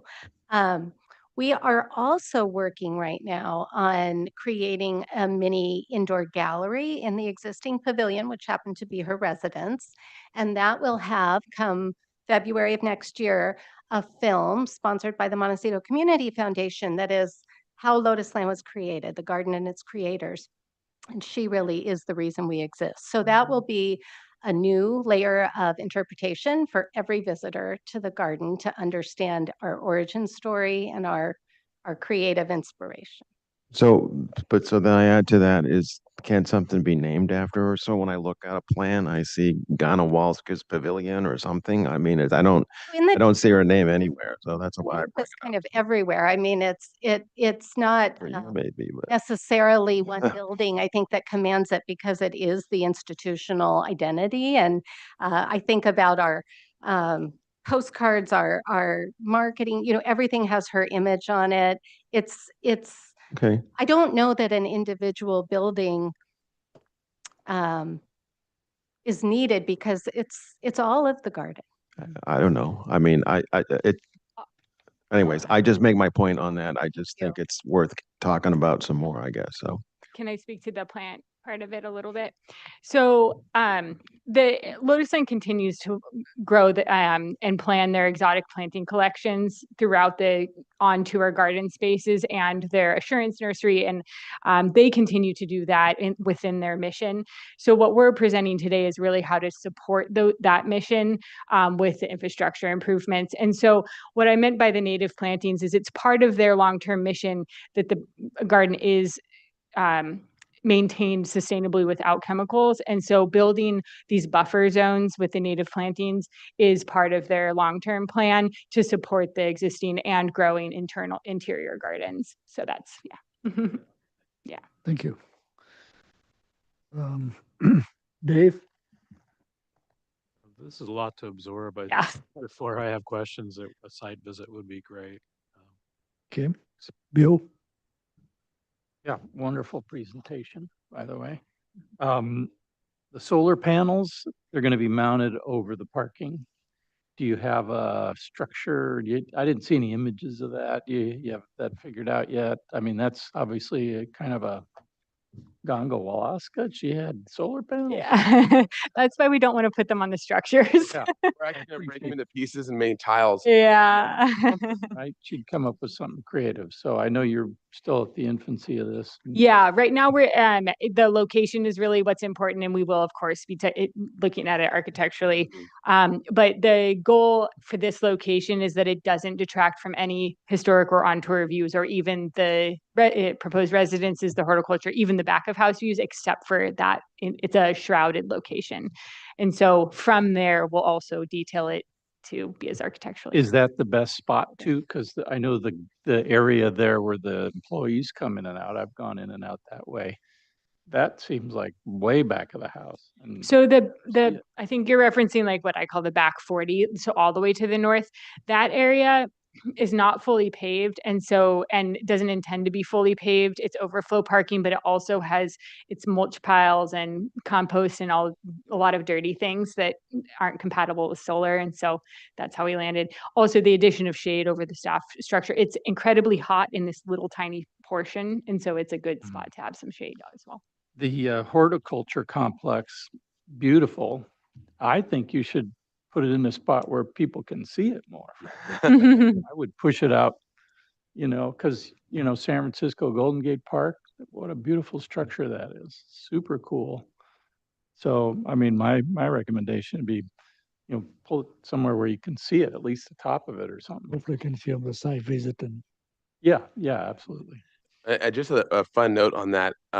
So we did pull out one of the greenhouse. There's original George Washington Smith greenhouse that we did a restoration reconstruction of, and actually you can actually, when you visit, you'll see it. It's new. But it's in a much more beautiful little tucked away spot. And then this one is just so practical that keeping it in that general area was. But we do agree. As architects, it should be in the front. Like Yeah. that should. And this one, you'll get previews. It peeks through various gardens. The area that I don't know if it has a name, but the pine and palm garden, you'll be able to see through a little bit to it, and from the cycad garden. But the function of it is back of house. They need to be free to drive their carts around and move compost around. I thought maybe it was some of spray the that. Victorian water lily over. And then, let's see, what do we have?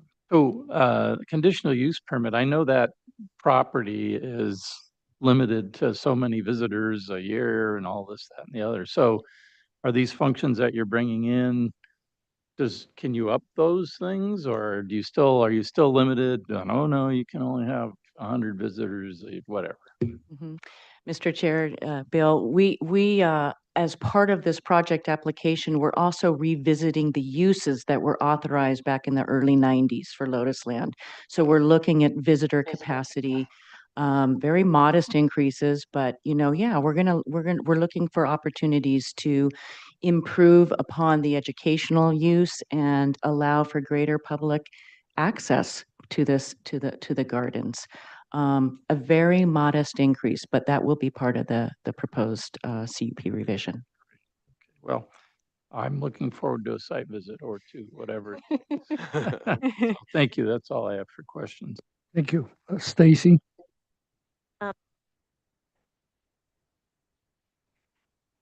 Oh, great presentation. Everything's wonderful. I do have questions. And just like Bill, the first thing I thought is, well, why wouldn't the horticulture complex be added to the tour if it looks that great? And also, too, I think it would be fascinating and interesting because I think a lot of people have questions about that. But that being put aside, how are you setting priorities on the master plan? And what comes first? Is it more important to have bathrooms? I think, right?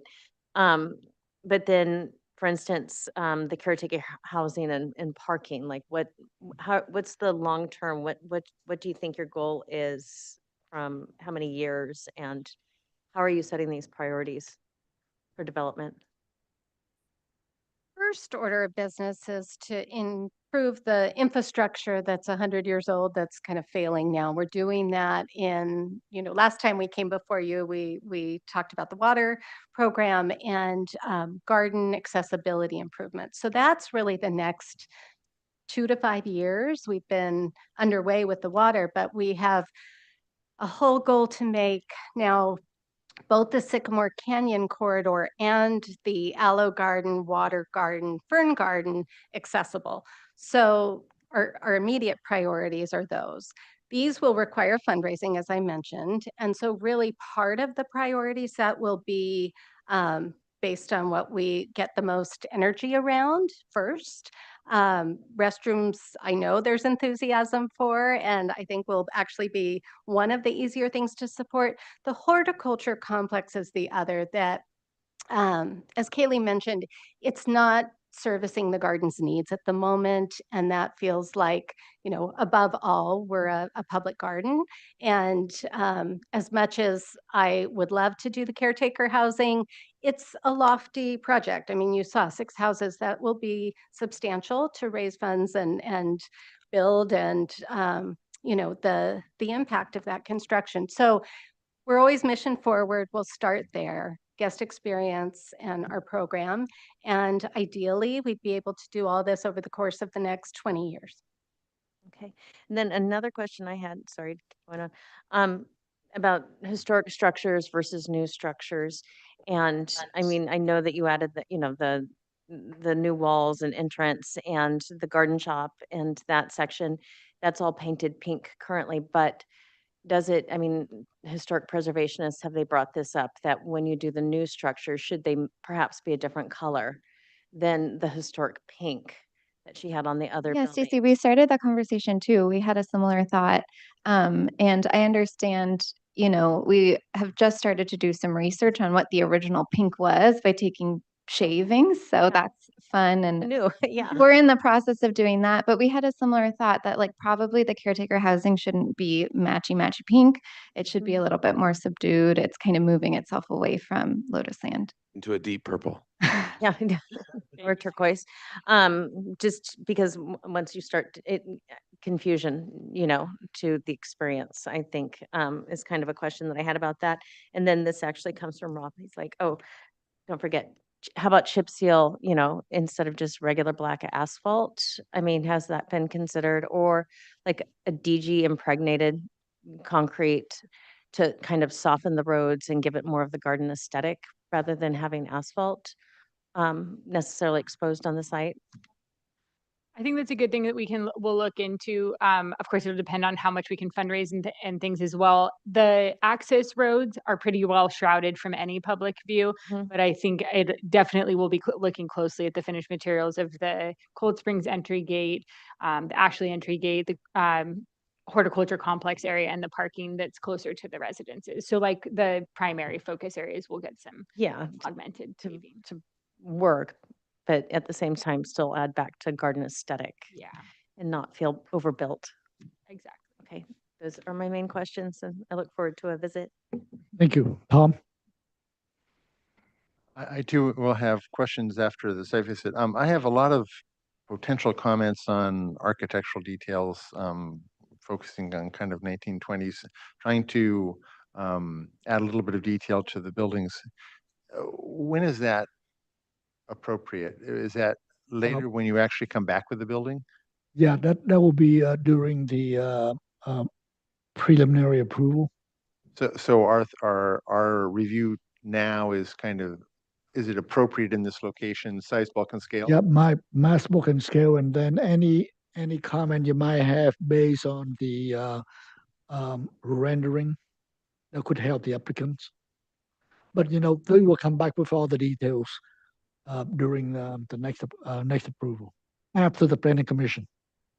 So just questions right now or comments? Question. We still have a question. Okay, those are my questions.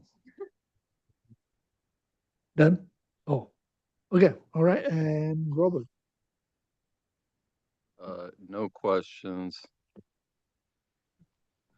Okay, I will save it for the site visit. I just have one question because today seemed to be the day of roundabout. This is the second roundabout we are looking at. What is the size of this roundabout? Let me give you a diameter. I think it was 70 to 80, but I'll check. And that's it, and it has that center medallion so that a bus can, we didn't want to oversize it for a bus. And so that's the reason for the roll. Do you want me to? That will be the main entrance to Lotus Land. Yes. So you have traffic go around. Only as an escape route. Right now they come in and they get stuck and then they get out and there's no one, you know, it's hard to figure out who to call. And so it's just a secondary option to leave. And then the second, it's not meant for you to be turning. It's not a actual roundabout to be driving around, like just to get around. Yeah, yeah. And the caretaker housing complex, can you repeat how many units are you proposing? Yeah, it's 6 units total. Six 5 total? cottages. And that mainly for the staff at Lotus Land? That's right, exactly. And you don't have to do a traffic study? No? Oh, you do? We do have a traffic study that's been submitted to planning and development for peer review. And at the moment, the conclusions are that the project would not result in any significant impacts. Okay. All right. Those are my questions. And should we open public comment? Sure. Okay. Do we have anyone? Yeah. Well, that's Laura. And for those who are online, raise your hand if you like to speak on this item. No. Well, I guess everyone loves your project. No, Laura, she's applicant. Oh, I thought. Well, you are the applicant, right? Oh, Laura, I'm sorry. Okay, I'm sorry. I'm confused. Yeah. All yours. Thank you. Well, I've known the property for a long time. I do serve on the Board of Trustees. I'm a Lotus Sign board member. But I first came to this property because I wrote the traffic section of the EIR in 1991. Lasted through lots of hearings and was there and hired by the garden to be the project manager for building what's there now, the parking lot, the visitor center. And I was on site for about 2 or 3 years during that time, as well as setting up all the permit compliance programs to implement the CUP and transform this amazing place into a public facing garden. I'm honored to be back on the board, back on for the first time about 30 years later. And what's really clear, just like you have clients that have a house that's like, no, we need to do something new. Lotus Lane clearly needs to do something new. They have infrastructure that's almost 100 years old. They have more than 100 years old, really, in some places. They have a permit that's been, it's not enough to fulfill their mission or the public's desire to get there. That's why they have an excellent team before you doing the conditional use permit process. And I just want to highlight a couple things in listening to your good questions and the presentation today. This project has thought about Gano Bosque and the other owners that have owned it for a long time, the Reginald Johnson, the George Washington Smith influences. We're doing adaptive reuse in a lot of buildings. That's a really great thing. I happen to work at the city of Santa Barbara right now, and we have an adaptive reuse ordinance. It's really the thing to do in planning right now. Reserve your resources and you're using what's already on the property. Um, the horticulture complex that got a lot of discussions, there will be some members of the public going there on or horticultural tours. So it's not that it's too hidden, Bill, but just thought I'd throw that out there. So my reason for being here is that obviously I love the site. I think that the organization, and I put it in the letter to you, has done very, very deep dive analysis of what they can do, when they can do it, in what order. Stacy, I appreciate you asking that. And it's a very comprehensive program that's hopefully going to cover them for the next 20 years. So we appreciate your comments and look forward to your site visit. Thank you. No additional speakers, but we did have a small collection of comment letters that were submitted. You have some letters?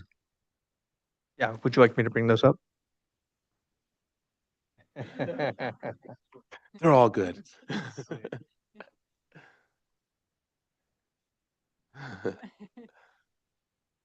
All on support? Yeah. Okay. And just to go back to your comment, Tip, or question, the radius is 30 feet, so 60-foot diameter. Or 60-foot diameter? Yeah. So not big. Yeah. Not big. Not much space anyways, so. Yeah. Cut right across it. Okay, so we are closing public comment for Lotus Land and back to the board. And it seems like we definitely want a site visit. And it seemed to be extensive. So the first question to the board, how do you want to do it? Do you want to, it seemed to me like if we do a site visit, it might last, what, an hour? What do you think the right? Probably 2 hours. Yeah. 2 hours? Okay, so if we do it, first question, should we do it as one site visit or two site visit? One?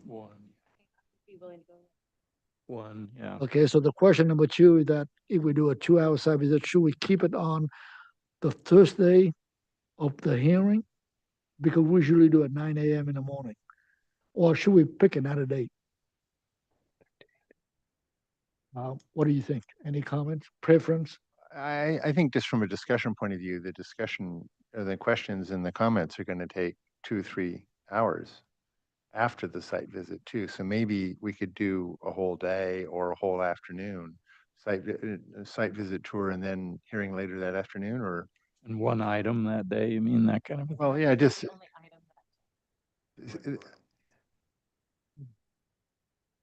seems like that might be more efficient. Suggestion, should we do on the weekend or? Yeah, flexible. You're concerned about what? About combining it. Yeah.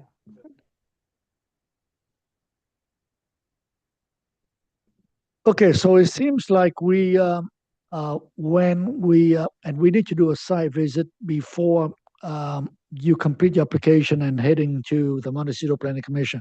You have time. Have time. Yeah, we, Okay, so can we schedule a site visit when we have one item or two items? No, I mean, site visit should be one item in terms of the hearing in front of the board. A short agenda is what he's. Short agenda, I don't want to try. Oh, we don't. Well, I can just park it on an agenda and not put anything else on there. Yeah. Yeah, I think that because the project needs attention and we need to spend the time to do that. So I'll work with Nicole and Veronica on scheduling that. And I'll run that past and then we'll keep it on Thursday, 9 a.m. Okay, now back to the board. Any comments before we go to, let's go back and start with Rob. And actually, thank you, Laura and Kaylee, because Stacy and I did get a tour already, so that was nice. So not to harp on that, I guess. And does Ghana have relatives still that are around? Have you folks in contact with them? He has a great nephew who's local. We are in touch. He is not active in the garden in a regular kind of a physical sense. He doesn't volunteer or things like that, but he's involved and supportive. Okay. And has given blessings. Okay, so my only point was what I made before was I think it's important to kind of name a pavilion as something important after her. But again, you folks have done a wonderful job, so that's something I just wanted to ask you to discuss and see if it has merit. So thank you. Thank you. Dave?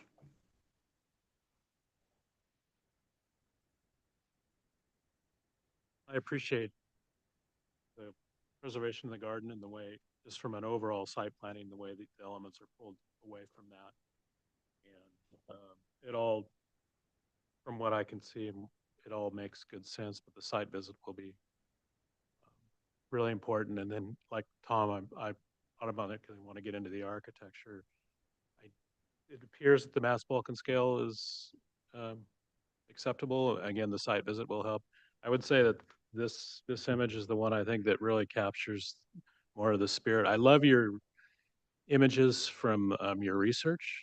I feel like the mass models are not quite there, but I understand you can't design the whole thing.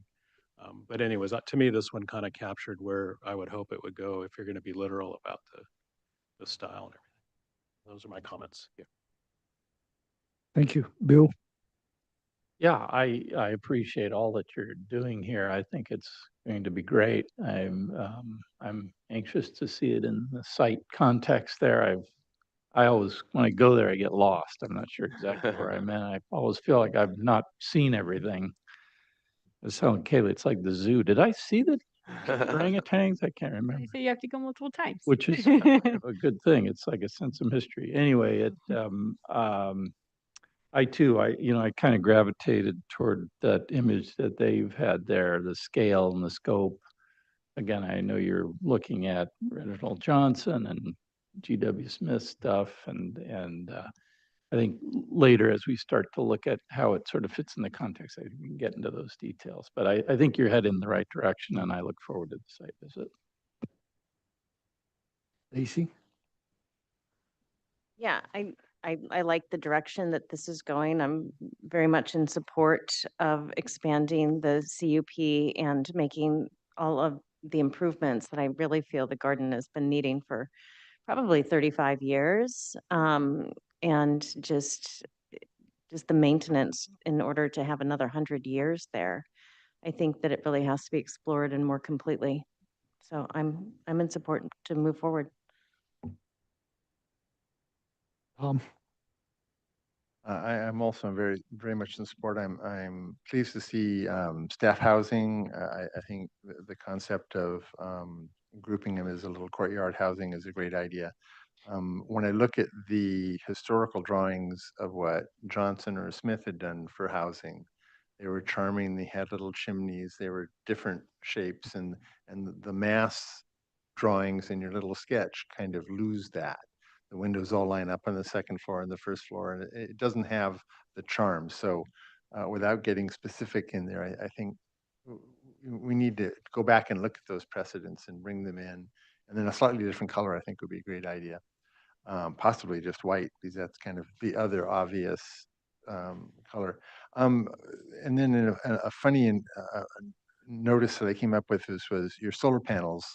I've seen Santa Barbara High School and the school district building downtown, and they're all designed so a fire truck can drive under everything. And so by locating them in one location that goes over the driveway portion of the parking area, you're going to have them 15 or 16 feet in the air. And so if you could design them to be only over the actual parking portion, then they can be 7.5 or 8 and look like a trellis or scale like a trellis. And so I think a little bit of thought process on that would be good before you come back to us. And I have pages of notes that I will give you after we do a site visit. But those are just the two starts, and great presentation, really first rate. So thank you. Yeah, Robert. I agree. I'm having a hard time reconciling the renderings with the 2D elevations. I'm seduced by the renderings and nonplussed by the elevations. As Tom noted, I think some of those buildings are almost too simple. They need more detail, more whimsy, more charm. And that's really all I have to say until the site visit. Yes, and I think the next time you come back, I think the first meeting is great. I mean, we have an idea what you want to do. We have a scale of the buildings, the vernacular, and the renderings help obviously immensely. But we probably need to begin to focus on the architecture aspect of every building that you're proposing and begin to do them at the proper scale so we can begin to really look at that. And hopefully, by the time you're doing that, it will collate it with your renderings so we can look between the two. Yes. I have one more comment if I could. Yeah. On the greenhouse and the head house, there's some great photographs of the original head house and greenhouse on Riven Rock, built about the same period. In fact, my property is the property that had that structure on it, and my studio is in the little original head house. So I'm very familiar with it. But the head house very much architecturally complemented the greenhouse. And in this case, they almost seem like they're disconnected. The other fun thing they had is that they had, curved glass eaves in 1905. So it was an old wrought iron greenhouse, but I'll dig up some photos for you for the site visit. Thank you, Tom. And then I know that we only have one two-story building right by the house. Do you want a story for on that one or no? Premature? No, because whatever the next meeting we have will be it will build a basis for our recommendation to the planning commission. And normally that's when we requesting it. The two-story element, and that's right by the caretaker housing complex. My question is, do you think we need to do that? Because it's yeah. Eventually we Buried would, in I this, would imagine. in deep Right in, here. oh, okay. Eventually I would say. And I think that, and let me ask you, how big is that building, square footage? I have a cheat sheet.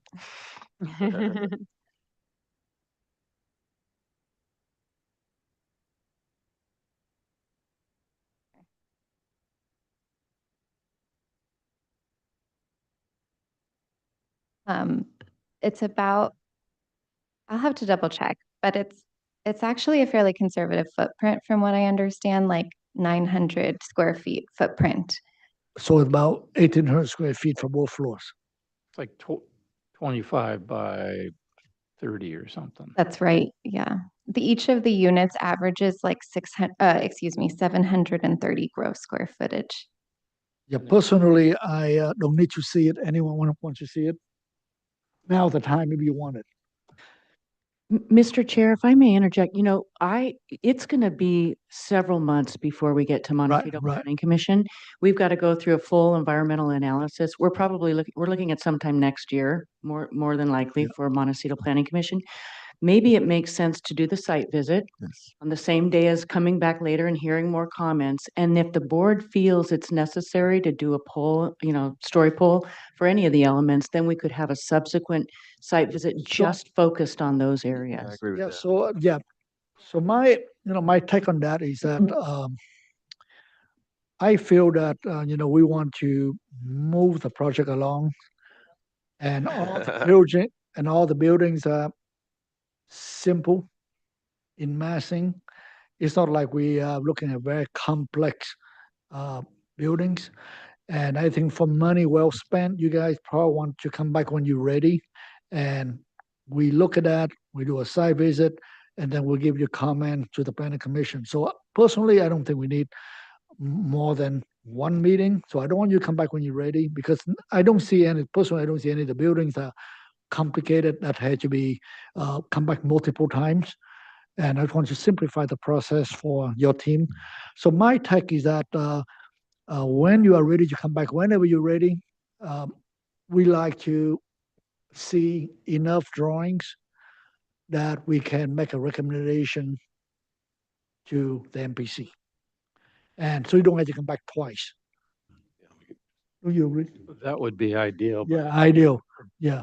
Or, to promise that. Yeah, promise that. But Shoot for based it, on what I've seen here today, we personally, I don't see anything that kind of controversial, but we want to see it. I think a site visit first before we make these comments would be great. Yeah. Before we make that decision. Yeah. We'll have a site visit. We'll see everything, and we know exactly where the projects. We could do that sooner than later, I think. It seemed like they might not be ready for a while. Well, no, Mr. Chair, I think we could be ready for a site visit soon. We're hearing some comments today, which we greatly appreciate, and maybe we can give a little bit more thought to some of the things that we've heard today. But I think getting the board out in the field to see the site, allowing you to come back that afternoon and give us more specific comments on architectural design that we could then address, maybe come back one last time before we go to the Montecito Planning Commission was what I was envisioning. Yeah, so the next time you come back, you're right. If you can provide, more architectural details, size, book and scale, and better scale and drawings, combining that with the site visit, and then we can give you some, hopefully great comments to if you need to come back one more time or not. Sounds good. So back to the question of the two-story. That's why I thought that if you come back next time, it might be the time to do it. If you want to do it, if we feel that we need to do that. Yeah. So all things considered, I do think, Mr. Chair, and I do think that in this case, there's only one two-story building and it's pretty darn small. Yeah. It might be worth trying to kill two birds with one stone and just put up those poles, get a ridge. It's super simple. It's set back, and then everyone can feel comfortable, like really understanding it. If there was more and more complex, then it might be worth a two-step, but we might just be able to do one. Okay. Yeah. Okay, that sounds good. Okay. All right. Thank you, and we'll be here when you're ready to come back. Thank you. We appreciate the efficiency. Thank you so much.